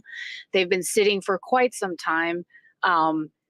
To the left, to the right, available for sale. But guys, looking at what's just down the street from this, I really don't understand who would be buying these properties. Okay, guys, so there's so little infrastructure out here. Again, these properties, I think the idea was you buy the lot, you build on it, or you bring a trailer or a mobile home, a manufactured home. We're seeing all kinds of structures out here, but you can see that we've got addresses written on signs. This is just, it's hard to explain in words. There's stray dogs everywhere. There's all kinds of building. We just saw a house, a double house, basically a mobile home, a roof, and a tiny house next to it. I mean, this is just, it's unbelievable, guys. And there doesn't seem to be, for what I read about getting the budget for troopers out here, I have not seen any law enforcement. And no one seems to be taking care of this area. There's trash everywhere. It's very bizarre to see this in the United States of America. You know, something that Travis and I really try to emphasize to you guys is that you have to do that subdivision level analysis, and you really need to understand not what exists there today, but what's going to exist there in the future. You know, what the zoning is, all of this really complicated stuff. You think you're just buying a house, but you're buying your neighbors as well. And so here's a great example in Colony Ridge of a new build right here, right next to this. Not exactly sure how to describe this building, except it looks burned out a little maybe. And then here for this new build right here to my left, you can see that there's a lot of interest, right? The for sale sign is in the ground, next to these pleasant drainage ditches that have been working so well that we've seen around here, ponding water over to the side of this new build as well. So guys, it's really important to understand who, when you buy a new build, and if you buy it to build, for instance, like in this situation where you buy the lot to build, you need to know who your neighbors are going to be. And if they just buy right next to you, they could put anything up in this subdivision, it seems, including, you know, a shipping container. Guys, come with me. I want to show you something, but we'll be careful. So over here, so just for scale, we have the new build right here. We have this, what I don't know what to call it. And then we have this house over here with the Tyvek. Guys, I'm so tired of seeing Tyvek. But what's going on? People are living in this house. It's not complete. There's no stucco. So this is just, again, very difficult to describe. This is the danger, guys. And again, this was a foreclosure mill. They were doing private note sales, you know, these things that people tell us don't actually exist, and they do. Seller financing. So these poor folks have very little recourse. And a lot of time what was being alleged is that they essentially would only sign people that didn't understand English. So that you can find in some of the articles we'll link down below. So anyway, guys, this is a sight to behold. In a spot of good news at Colony Ridge, there seems to be some signs of hope. Bubble tea is coming soon, as well as donuts. But in all seriousness, guys, what we've seen here is just a tragic example of what happens when our leaders can't effectively lead. So what do I mean? Well, we hear about immigration. People yell about it all the time, and people have this idea that the left and the right see differently on this issue. But there's a lot of great literature out there, and a great book I recently read called End Times by Peter Turchin that argues that both sides, all elites, benefit greatly from cheap labor because it keeps that wage price spiral from spiraling out of control. And so in many ways, what we've seen and what I've seen here today, by allowing unregulated surge of regulation, we've kept down labor costs. And in many ways, this is why inflation has been able to persist, because the folks out there constructing these homes out here, getting rich off these immigrants, they're making plenty of money. And so they continue to keep propping up the housing market. Guys, immigration is divisive, but that doesn't mean that we can ignore it. Whatever side you are on this issue, I would encourage everyone to do a little more reading and understand how it's the elites that actually benefit from letting this cheap labor come into the country and erode your earning power. Okay. It's not one side or the other. So as we move into this election year, what I would encourage everyone to do is demand action to address this. What I'm seeing here is not safe for anyone. It's not safe for the residents here. It's not safe for the communities adjacent to it. And, you know, this just isn't who we are, guys. Melody, we're unmuted. Go ahead. Can I just say real quick, Melody, that was fantastic reporting. Excellent work there. Thank you for doing that. That was really well done. I couldn't have done it without Travis. He helped me sing. It was bad. You know, I have a question. I'd like to start, Melody. You know, I know you said 44% foreclosure rate. When I hear 44% foreclosure rate, I'm like, well, then that city should be belly up. But then when I think about, well, maybe they're just replacing the people that are foreclosed with just new immigration. And I hate talking about immigration. I love people. I love security. I love my jobs for Americans. But, you know, can you go into like how it, like the predatory lending and how the lack of like immigration law actually can hurt immigrants? Like the law is also in the perfect world designed to protect human beings. Right. Well, I don't think it feels like they're not being protected, even though they're here illegally. And I get it. It hurts us. Okay, fine. But like, there's still human beings that are being hurt. Can you go into that predatory like spiral? Yeah. I mean, it's like these folks, it's like this is like a refugee camp. I mean, this is what it feels like to me, right? Like, it's like they knew the status. They knew how hated immigration is in this country. I mean, it was a huge issue in the last election. And so they kind of put them in this refugee camp where nobody could see them. And, you know, they really had no recourse. They didn't speak the language. And, you know, Travis, as you and I were there, we saw like all the signs were in Spanish for the most part. I mean, you know, and so it's almost like these guys, oh gosh, it's still hard for me to talk about, but they're not protected, because if they were, there is no way these two brothers would have gotten away with a 44% foreclosure rate after. So the rest of the country, there seems to be no foreclosures, but here at Colony Ridge, there's plenty, because what they would do is find a new family off the boat and they'd sign them up. And the minute they were delinquent, they kick them right out. And they get somebody else and bring them in. And then they just kept doing this over and over. I mean, it's disgusting. And by the way, these people, and Travis, what you and I saw, you know, that place was kind of devoid of people during the day while you and I were walking around there. But the minute it hit 4:00, we saw the cars coming in. They were coming home for work. These are the guys that we have been seeing on those construction sites all over the country. And this is the refugee camp in Texas where, you know, they're basically being discriminated against. And so I get it. I want, like you say, security. I want jobs for Americans. But at the same time, I cannot let go of my humanity. And I can't stand by and watch this happen to other humans. These are not animals. They're humans. Jack? Yeah. First of all, this whole topic, and thank you guys for addressing this. You have to tiptoe around this topic, right? Because the whole topic of immigration is dominated by the screamers. You've got the people who are screaming on one side saying, let everybody in, as long as they don't live in my house, right? That's what they're saying. Let everybody in. Anybody wants to come here. 7 billion people in the world. They can all live in New Jersey. Okay, good luck with that. And then you've got the people on the opposite end who are saying, nobody who doesn't look and sound like me is allowed to live here. So the screamers dominate this conversation. And because of these children and their destructive nature of just how they act, the people in the middle are unable to have adult conversations about this. Now, I want to just address one real quick misnomer that we mentioned about how mass immigration is driving inflation. It's true in some areas. It's not true in some areas. Again, we're going to try to be factual and pragmatic here. This reduces people to numbers, and it's hard to do this, but we're talking economics here. Immigration, what it does is it brings in a lot of people, so you get more consumption. That's inflationary. They're here, they're buying food, they're buying things to live.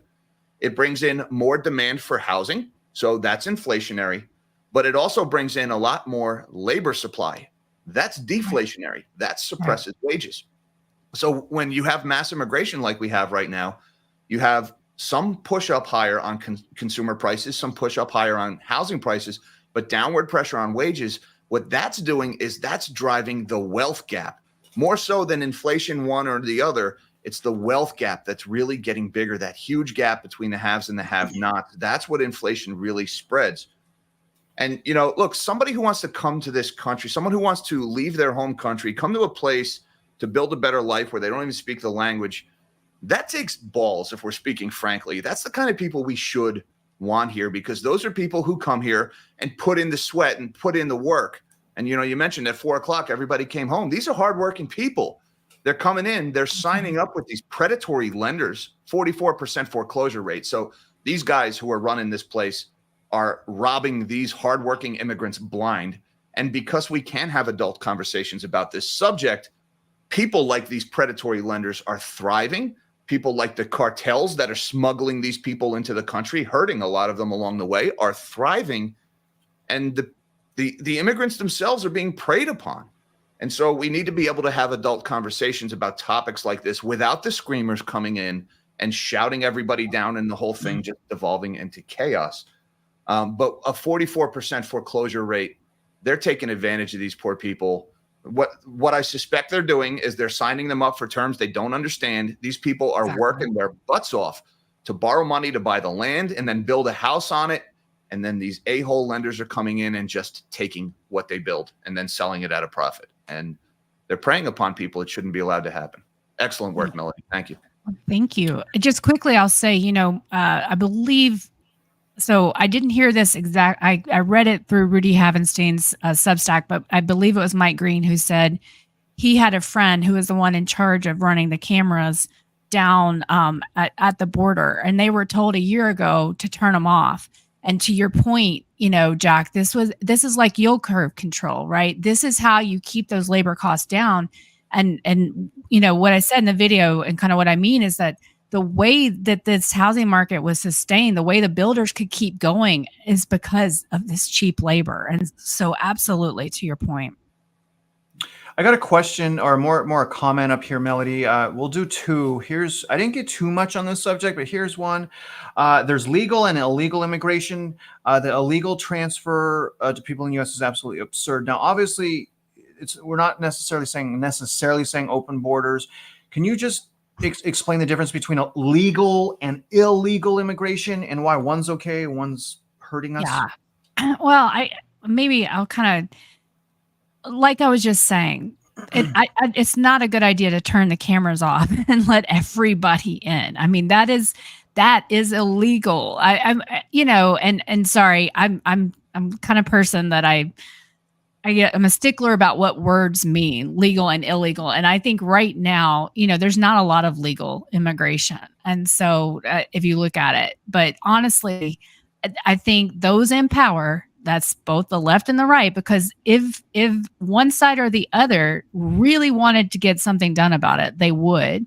But both in power have no vested interest because the elites, they need that cheap labor.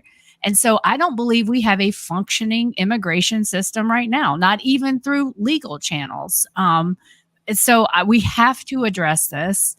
We have to sit down and figure out what are the rules. I mean, this country was built on immigration. And I, for one, want people like you were saying, Jack, too, these hard workers to be able to come here if they want in a way that is not going to, under the cover of night, erode my earning power. And Melody, would you say the last comment here? Would you say this is a great breakdown of what you were just saying? This is from Ahmed. He's saying it's not only that bad, it's worse. It's the predatory mixed with the greed and hunger and sloth and all the deadly sins. Is that what you mean by both sides want this to continue? Correct. Yeah. I mean, it's just to Jack's point, this is making them wealthier while it's making the forgotten American much poorer. And I'll add, Travis, that the politicians all yank on emotional strings and raise money off of this issue. They want the dysfunction to continue because they raise cash off of it. All right. Good story, Melody. Thank you for going out there. That was really mentally, that was difficult. I've been there 4 times. Every time I go to Colonial Ridge, man, it puts me in a bad mood for like 2 days, because I get all of the points. Like we can't turn, we got to be safe, our jobs. But like, when I'm there, I don't see that. When I'm there, I'm seeing children. I'm seeing little kids playing. And I'm asking like, man, like, what are they going through? And that messes my head up. Anyways, we're going to move on to the next one. And that somebody is Jack. And Jack is going to give us a story today on how bondholders are getting absolutely wiped out right now. Jack, please take us away. Yeah, check out this building, guys. What you're looking at here is 1740 Broadway in New York City. Fun fact of this building, you ever heard the song Mony Mony by, what was the guy's name? Tommy James and the Shondells in the 1950s? I'm a child of the 80s, so Mony Mony is now and forever will be a Billy Idol song. But Mony Mony is based on this building. This was originally built in the 50s. It was the Mutual of New York, hence the Mony building. And Tommy James looked out the view of his apartment and saw the big red letters Mutual of New York, and he wrote the song Mony Mony about it. Now this building, or at least up until a few days ago, this building was owned by Blackstone. Blackstone, the largest private equity fund in the U.S. Funny thing about Blackstone, 2 years ago, more than 2 years ago, they decided they didn't want to pay for this building anymore. They stopped paying the debt. They bought this building. And I believe it was 2014. They paid over $600 million for the building. I lost my place in my notes. Here we go. Yep. Over $600 million they paid for the building. They took out a $308 million commercial mortgage against this building. And they stopped making the payments in 2022 because this is happening all over the country. When commercial building owners decide that their buildings are no longer worth what they owe on them, they just stop paying. They don't necessarily foreclose. They don't necessarily default. They're just like, I'm not going to pay anymore. And because of the way debt in commercial real estate is structured, the only thing the lenders can do is take the building back. These are non-recourse loans. So when these office buildings go belly up, all the lender can do is take the building. He can't go after Blackstone, who has another, $600 billion worth of other assets. You can't go after any of that other money to recover what they owe you. All you can do is take the building back. And so that just happened. And this story just broke. This was the first time this happened since the global financial crisis. This article in Bloomberg here, losses pile up in top-rated bonds backed by commercial real estate. The top bonds backed by a loan for 1740 Broadway in New York City were only repaid 74%. And that doesn't sound so bad, the 74%, until you read a little bit further here. For the first time since the financial crisis, investors in top-rated bonds backed by commercial real estate debt are getting hit with losses. Buyers of a AAA-rated portion of a $308 million note backed by the mortgage at 1740 Broadway building in Midtown Manhattan got less than 3/4 of their original investment back earlier this month after the loan was sold at a steep discount. It's the first such loss in the post-crisis era, according to Barclays. All 5 groups of lower-ranking creditors were wiped out. Now, let's talk a little bit more about the ranking of creditors. There's a pecking order to this debt. If this debt goes belly up, the AAA rated, the people who paid a little bit more for the debt, they get to eat first if it's time to pick at the bones. And then everybody below, there's an order, all the way down to the people who bought the Class F debt. They're the last ones to eat. And what happened here is when they sold this building, they only sold it for about $160 million. I have the number here. It sold $186 million, the building sold for. All right. Blackstone bought it for over $600 million in 2014. They sold it for 186. Now, after fees and advances to the special servicers, there was only $117 million left over for $308 million of debt. And so the AAA rated people get paid back, and there wasn't enough money to pay back all the AAA rated people. So the people who lent the money, or the people who bought this commercial mortgage-backed security, the securitized debt against this building, out of $157.5 million that they lent, they lost $40.3 million. So they took a 26% haircut. Now, that's the first time since the global financial crisis that a AAA rated CMBS holder took a haircut on one of those loans. It has not happened since the GFC. Now, there's this phrase of extend and pretend that's going on. This building sat for 2 years without a payment being made. Imagine you stop paying your mortgage for 2 years. How long you think before they kick you out of your house? It'd be a hell of a lot faster than 2 years. But for 2 years, this building sat in limbo and everybody just pretended it was still worth something. Well, the AAA rated people lost 26%. Everybody else lost 100% of the money. The class B, C, D, E, and F, they lost everything. The people who lent money, or the people who bought this IOU from Blackstone, lost everything. And Blackstone is saying, well, this happened 2 years ago. It's not a big thing. And the rest of our portfolio is sound. They don't care. Now, the thing is, most of the people who owned this debt, I went back and I looked. I did a video about this a few months ago. A lot of this stuff is sitting in income ETFs, and a lot of this stuff is sitting in pension funds. So this is people's retirements that lost this money. If you were the class B, C, D, E, or F, you lost every penny you gave to these people. And even if you were the AAA rated, right? AAA is supposed to mean this stuff is rock solid. You're going to get your money back plus interest, guaranteed virtually. They lost 26%. That's coming right out of retirement funds. Because I tell you that we talked about moral hazard earlier. Retirements, pension plans, and 401ks have become the dumping ground for Wall Street's toxic sludge for years. The fund managers they don't have skin in the game. The fund managers make investments based on who wines and dines them the most. And, we've seen in The Big Short, take them to the gentleman's club after night. Yeah, we'll give you $10 billion from our pensioners fund. At the end of the day, this is grandma's retirement that is taking the hit here. And it's a moral hazard because these fund managers know they can walk away from the debt. It can go belly up. I'll put my pensioners' money into this debt. The politicians are never going to let grandma's pension go bankrupt. They're going to bail it out with taxpayer money. So ultimately, the losses end up being socialized. And 1740 Broadway is a gross example of this. And this is going on. You need to understand, when you look at that New York City skyline, when you look at that skyline in every other city around the country, every one of those rectangles that you're seeing, here's the building again, every single one of those is a story like this waiting to happen. This is all over the place in the country. San Francisco's getting hit hard. Houston, Seattle, Chicago, New York, Philadelphia. All of these buildings, because of a combination of things. Work from home is a big one. There's just less demand for office space. But the rising interest rates and all of the loans against these buildings are maturing, and they have to be refinanced. And when you refinance into a higher interest rate, you can't afford the debt payments anymore. And so the borrowers just stop making payments like Blackstone did. This is happening everywhere. And, somebody asked, what triggers the market crash? What could be that big event? I think commercial real estate is one of those existential crises, and there are several of them going on in the markets right now, that's being downplayed by the financial press. And it's going to take a whole hell of a lot more than a few 25 basis point rate cuts from the Federal Reserve to correct. What was this? This building went from over 600 million to 186 million. You're talking $450 million nearly in losses on this building. It's going to take more than a 25 basis point rate cut to reverse that trend.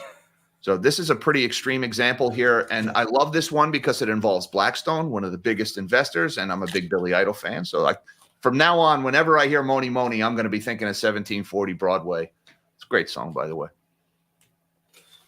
Okay, good stuff. Jack, you want to go first, Melody? Sure, Jack, that great tying that all together. I love that. With the history on the name. So, BREIT, the Blackstone Real Estate Income Trust, they don't have to, like the public REITs, They are marking to market. So what do you think about this as contagion? And do you think that we're going to start seeing more bondholders wiped out? Yes, I do think we're going to start seeing more bondholders wiped out. This, and again, the extend and pretend, the fact that this started 2 years ago and we're just now getting resolution on this. There's a lot of people out there are desperately trying to call a bottom in commercial real estate. It's just starting, right? This was the first example of a AAA rated investor losing money on a CMBS. It's not going to be the last, all right? Oh, one guy lost money. Okay, now the bottom is in. Yeah, it never works that way. Now, you mentioned REIT and the Blackstone Real Estate Investment Trust. Now, REIT, for almost a year and a half, people were trying to withdraw their money from that trust. And Blackstone said, nope, you can't have it. There's a clause when you signed away your money to us that says if you want to withdraw, we have to say okay. So they were limiting withdrawals for almost a year and a half. It was just a few months ago that they finally honored all redemption requests. So for the Blackstone Real Estate Investment Trust appears to be getting better. Now, there's another Blackstone trust, BXMT, the Blackstone Mortgage Trust. Now, that trust doesn't own the buildings. That one owns the debt against the buildings. I think that one is probably in much worse shape. The BREIT gets more of the attention, but I think it's the mortgage trust that is more risky. And there's another one out there, the second biggest real estate investment trust backed by commercial buildings is the Starwood REIT. And there was just an article in The Real Deal about 2 weeks ago about the Starwood REIT. They're worse than ever. They're actually tapping into their credit lines, borrowing money to meet redemption requests from people who are trying to withdraw the fund. They're borrowing money to let people withdraw from the fund instead of selling the assets, because they know they'll take a big loss when they sell the assets, and they're going to run out of assets before they give everybody their money back. So they're going into debt to let people out, and they've almost exhausted their credit line. I think they were down to just a few $100 million left. So Starwood, even though Blackstone appears to be at least out of the worst of it, they're not completely out of the storm, but we'll say they're past the eye, if you will. Starwood is still getting worse. So that's one to keep an eye on. And I hit a few tangents there. I'm not sure if I got to your question, but That's okay. It sucks to only have one question, Jack, because I really want to go into how we already have a retirement crisis. So the fact that people can legally take some poor couples, retired couples' money and invest that money into a toxic asset like that's losing money in CRE is really sad to me. I mean, in the fact that they don't have any recourse, they could just make risky investments and walk away with money in their pocket. That doesn't seem very American to me. It seems very sad to me. But my question, and really what I want you to talk about, Jack, is more about a solution, is more about what we can do as consumers. And, I want you to talk about, because there was a comment, and you made a comment that really hit me, that a quarter basis point rate cut cannot save us. A quarter basis point rate cut, it's not going to bring back $600 million and billions of dollars. And so, Jack, can you just talk to the viewers about why a quarter basis point, really the only thing that's doing is messing with your head, that a quarter basis point rate cut is not going to save the incoming doom, if you will, just to play off of the show name. Talk about how a quarter basis point cut is useless. So first of all, I say a quarter because that's most likely the first rate cut is going to be. Yes. By the time they're done, they'll probably lower more than a quarter. But the thing is, maybe interest rate cuts will help with multifamily residential. Maybe it'll help a little bit over there. But things like retail, things like office, we have fundamentally, in the last 2 decades or so, and more so since the pandemic, we have fundamentally changed the way that we work and that we shop. Right. And since we have fundamentally changed how we shop online versus brick and mortar now, way more than most people want to admit. And we work online more than going to the office now. That's not coming back. We're not going to go back to the way we shopped. There's efforts to support your local, and I'm on board with that. But most people are still going to Amazon when they need something. And most people are still demanding work from home. And there's effort to drive people back into the office. I think mostly that's being driven by financial institutions that are trying to bail themselves out by forcing people to go to work in the office again. But companies that don't offer work from home will not be able to attract top talent because work from home gives a much better quality of life. And so the top talent is going to demand it. And so companies are going to be forced to keep offering it. That's not going to change with interest rates. And so we have to adapt the buildings that we have, the buildings that we build. We don't need as many stores. It's been that way for 20 years, more so every day. We don't need that many offices. That's a new phenomenon since 2020, but that's obviously becoming a bigger thing. And the way we're trying to solve the problem is by financializing it, constantly lowering interest rates, constantly refinancing the debt on these buildings. And that's why we have things like shopping malls. You go into a mall, it's still there. It was built in the 80s. You go into the mall, the lights are on, the music is playing, maybe half the stores are open, but there's no shoppers. How is this thing still here? These malls are money-losing enterprises. It's because of the bond market that those malls are still there, because the owners of these buildings constantly reach into the debt market to keep them alive, and that debt ultimately gets dumped into people's retirement plans. And the average person saving for their retirement doesn't understand that they own this crap. So you look at these office buildings and these malls, and you're like, oh my God, what a joke. Remember, you own it, guys. It's probably in your pension or your retirement fund, whether you know it or not. And that's already been done. So who's going to take the hit from this? The answer is all of us. Yeah. One thing Travis and I saw, I think at one point I'd like to make is that I believe that even if we hadn't had a COVID work from home crisis, like we had too much commercial real estate because it was part and parcel of hyper financialization. Like the thinking of the need for all of these commercial buildings, the fees, the development fees, like what Travis and I saw all over Dallas is all of these buildings that have been abandoned. I mean, these huge, office buildings. And so instead of repurposing that office building, they kind of just waited for it to die because they got more new fees to go build a fancier building. And now you've got all these structures all over these cities that, are probably not viable for anything and not addressed because we've had so little city planning. So I honestly believe, like, when you walk around New York City, we don't need that commercial real estate. We never did, quite honestly, because there's so much in construction. Even now, there's huge, towers in construction in Dallas, Austin, Houston, and we have high vacancy rates. This is all about keeping this money machine going. And just for the viewers, real quick, I want a good response, Melody. I wanted to tell the viewers, because I see a couple of the comments, every one of these segments will be edited down and will be released later. So don't worry about having to watch a 2-3 hour live. But I only have one question for you, Jack. And before I ask this question, again, to the viewers, we're not financial advisors, not at all. None of us have a crystal ball. At the end of the day, you guys got to learn, grow, and make up your own mind. You cannot let other people do the thinking for you. And so now I'll ask this question, Jack. Okay, this is from G-Wan. Should I be worried? And I think this is fair, especially after what you just covered, because people want to know how to be safe. That's why everyone was freaked out during COVID. And that's why, anyways, people just want to be safe, Jack, okay? Should I be worried about my 401k? Take them out to buy gold, silver, coins, bars? I mean, Jack, if you're telling people that their retirement is going into the Guns Point Mall right down the street from my house that's collapsing, I want to know where I put my retirement money as well. Can you talk on that? So there are things I can and I can't say because I don't have that piece of paper from the government that gives me permission to tell people what to do with their savings or their retirements.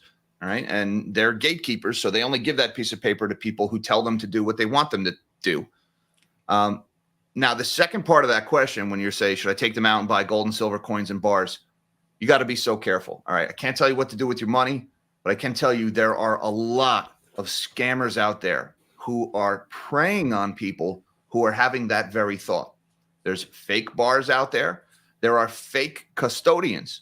A friend of mine, Bob Coleman, is actually heavily involved in a case where they brought him in as an advisor to try to sort out this gold scheme that took people's money for retirement accounts in this fake depository. And really the guy was just putting their money in the walls of his own house. He was stealing from them.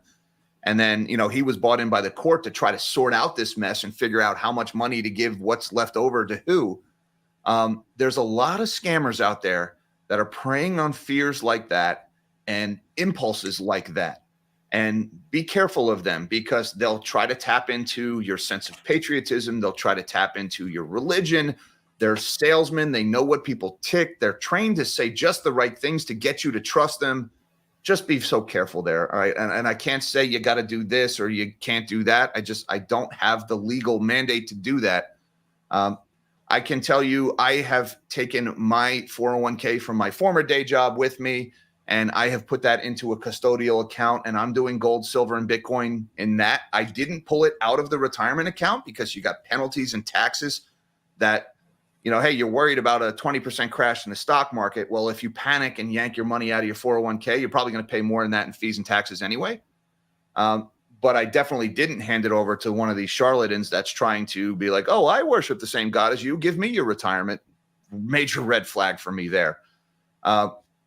And I had one other thing I was going to warn about, and I can't remember. Son of a gun. Was it about the wearing other thing I would say sunscreen? is my wife's 401k. We have left that in the traditional system.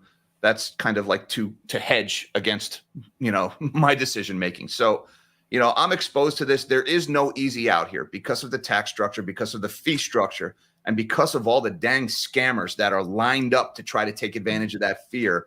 It is a minefield, and I don't have a map to get through it, unfortunately. Okay, I think that's a great response for the question, and that's going to wrap this one up, and we'll see you guys next time. And what we're going to do now, you guys, we're going to go into to the viewers and to all of us. We're going to go and do a round out right now, and basically all three of us are kind of going to just talk about what we really wanted to express to you. We won't take that much time. Now, as we're doing that, guys, go ahead and throw up your comments, because I'm going to share with what I thought real quick, which is it's just a rant. You don't even have to listen. And then after I'm done ranting, I'm going to throw up comments. Jack and Melody, again, are going to break this down. But again, to the viewers and to you, Jack, Melody, I really appreciate your time. I really love what we're doing here. I think it's a flow and a process we're working on. We really want to make the viewers happy. But what I got from this, it was actually extremely sad. Everything that we're talking about, I see people getting hit and taking advantage of financially every single turn. I see new people, old people, legal people, illegal people. And, the thing is, I guess what I'm trying to say is we don't have to be part of that scam.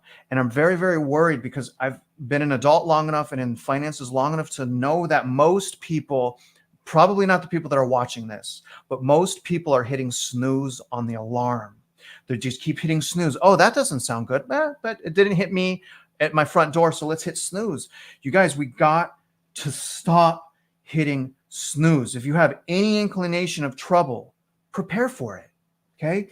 Plan ahead to get ahead, and don't lose hope. Whether you're one of the new, the old, illegal, legal, they want us to lose hope.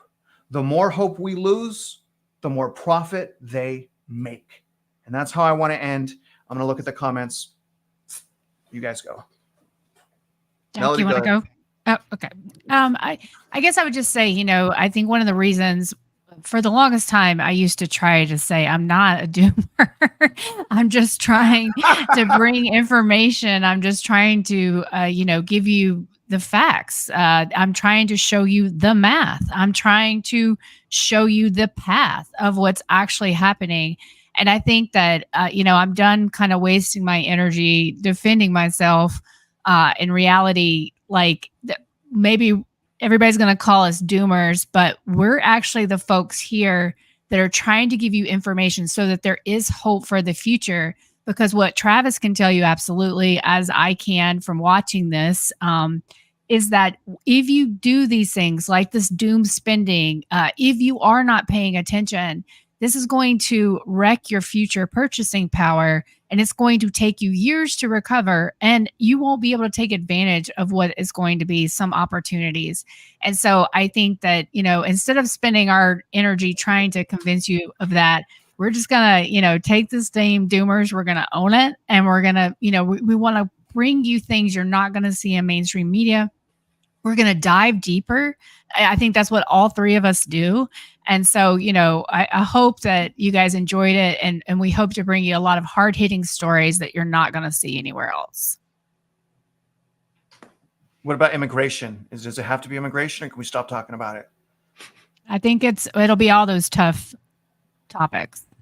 Let's talk about it. Just screamers. If you want to scream about immigration, I hear Young Turks is nice. Yeah. Have Yeah. fun over Well, go there. to Jack's channel if you want to No, scream. Don't go to ours. Please, no. You'll give Mish a heart attack. Don't do that to my moderators.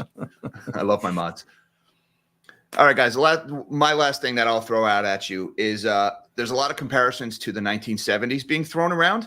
And let's expand the 1970s a little bit to include the years 1968 through 1982. All right. The 70s plus or minus 2. All right. And during that time, we saw massive monetary debasement, the largest monetary debasement in history when they took the US dollar off the gold standard in 1971. But we also saw things like price controls that they tried to solve the inflation problem. And there you go. There's my chart. You can put that chart back up, Travis. What that chart is showing is here's the 1960s plus, the years or two before. And what you're seeing here in blue, that is consumer price inflation. And then you can just barely make out the gray bars. Those are recessions. And what the 70s plus or minus showed is that there were 3 distinct waves of inflation. All right. The first one, when it was over, that was just the beginning. There was 2 more waves, and those waves were bigger and bigger every time. And there was also 4 recessions from 68 to 82. And the only way we got out of that was when Paul Volcker raised the overnight rate to a peak in June of 1981. I think it was 81 of 20%. And we're sitting here talking about 5% to 5.25% in the Fed funds rate. Paul Volcker took it to 20. Now we have a debt to GDP of almost 121, 122% right now. We can't go to 20%. The point is, this is not something that's going to be over in 6 months, over in a year. This is a long, drawn out process. We are in the downslope of the first wave. If this really is a repeat of the 1970s, guys, we are right about here. And yeah, in true doomer fashion, that means we got 2 more waves ahead of us, 3 more recessions ahead of us before we get out of that. And I would just add that the way we got out of that won't work this time because the debt pile is too big. So for all we know, the waves are going to get bigger and worse. The point is, this isn't something that's going to be over soon. So plan for this. You need to make those adaptations. You need to change your lifestyle, your expectations, prepare for it, or reap the whirlwind when it blows up in your face. Well said, sir. Well said indeed. Let's, I think we made it 2.5 hours, guys. I think it went well, for 2.5 hours. I need to use the restroom. I don't know about you guys, but did you guys just getting warm. enjoy? Let's go. Are you? Oh my gosh. You must. No, I think it went well. There's a lot of good comments. We're going to try back to the viewers. We'll try to do this every Saturday. We'll be making clips of the segments and reposting that so you don't have to do 2.5 hours. But again, this is just our way of getting together, colleagues getting together, different perspectives, different experiences, different pros and cons, and just coming together for the viewers and just trying to give you guys more content you guys can trust. And Melody, unless you want to say anything else, you want to take us out? Thank you guys so much for joining us. And don't forget, math matters.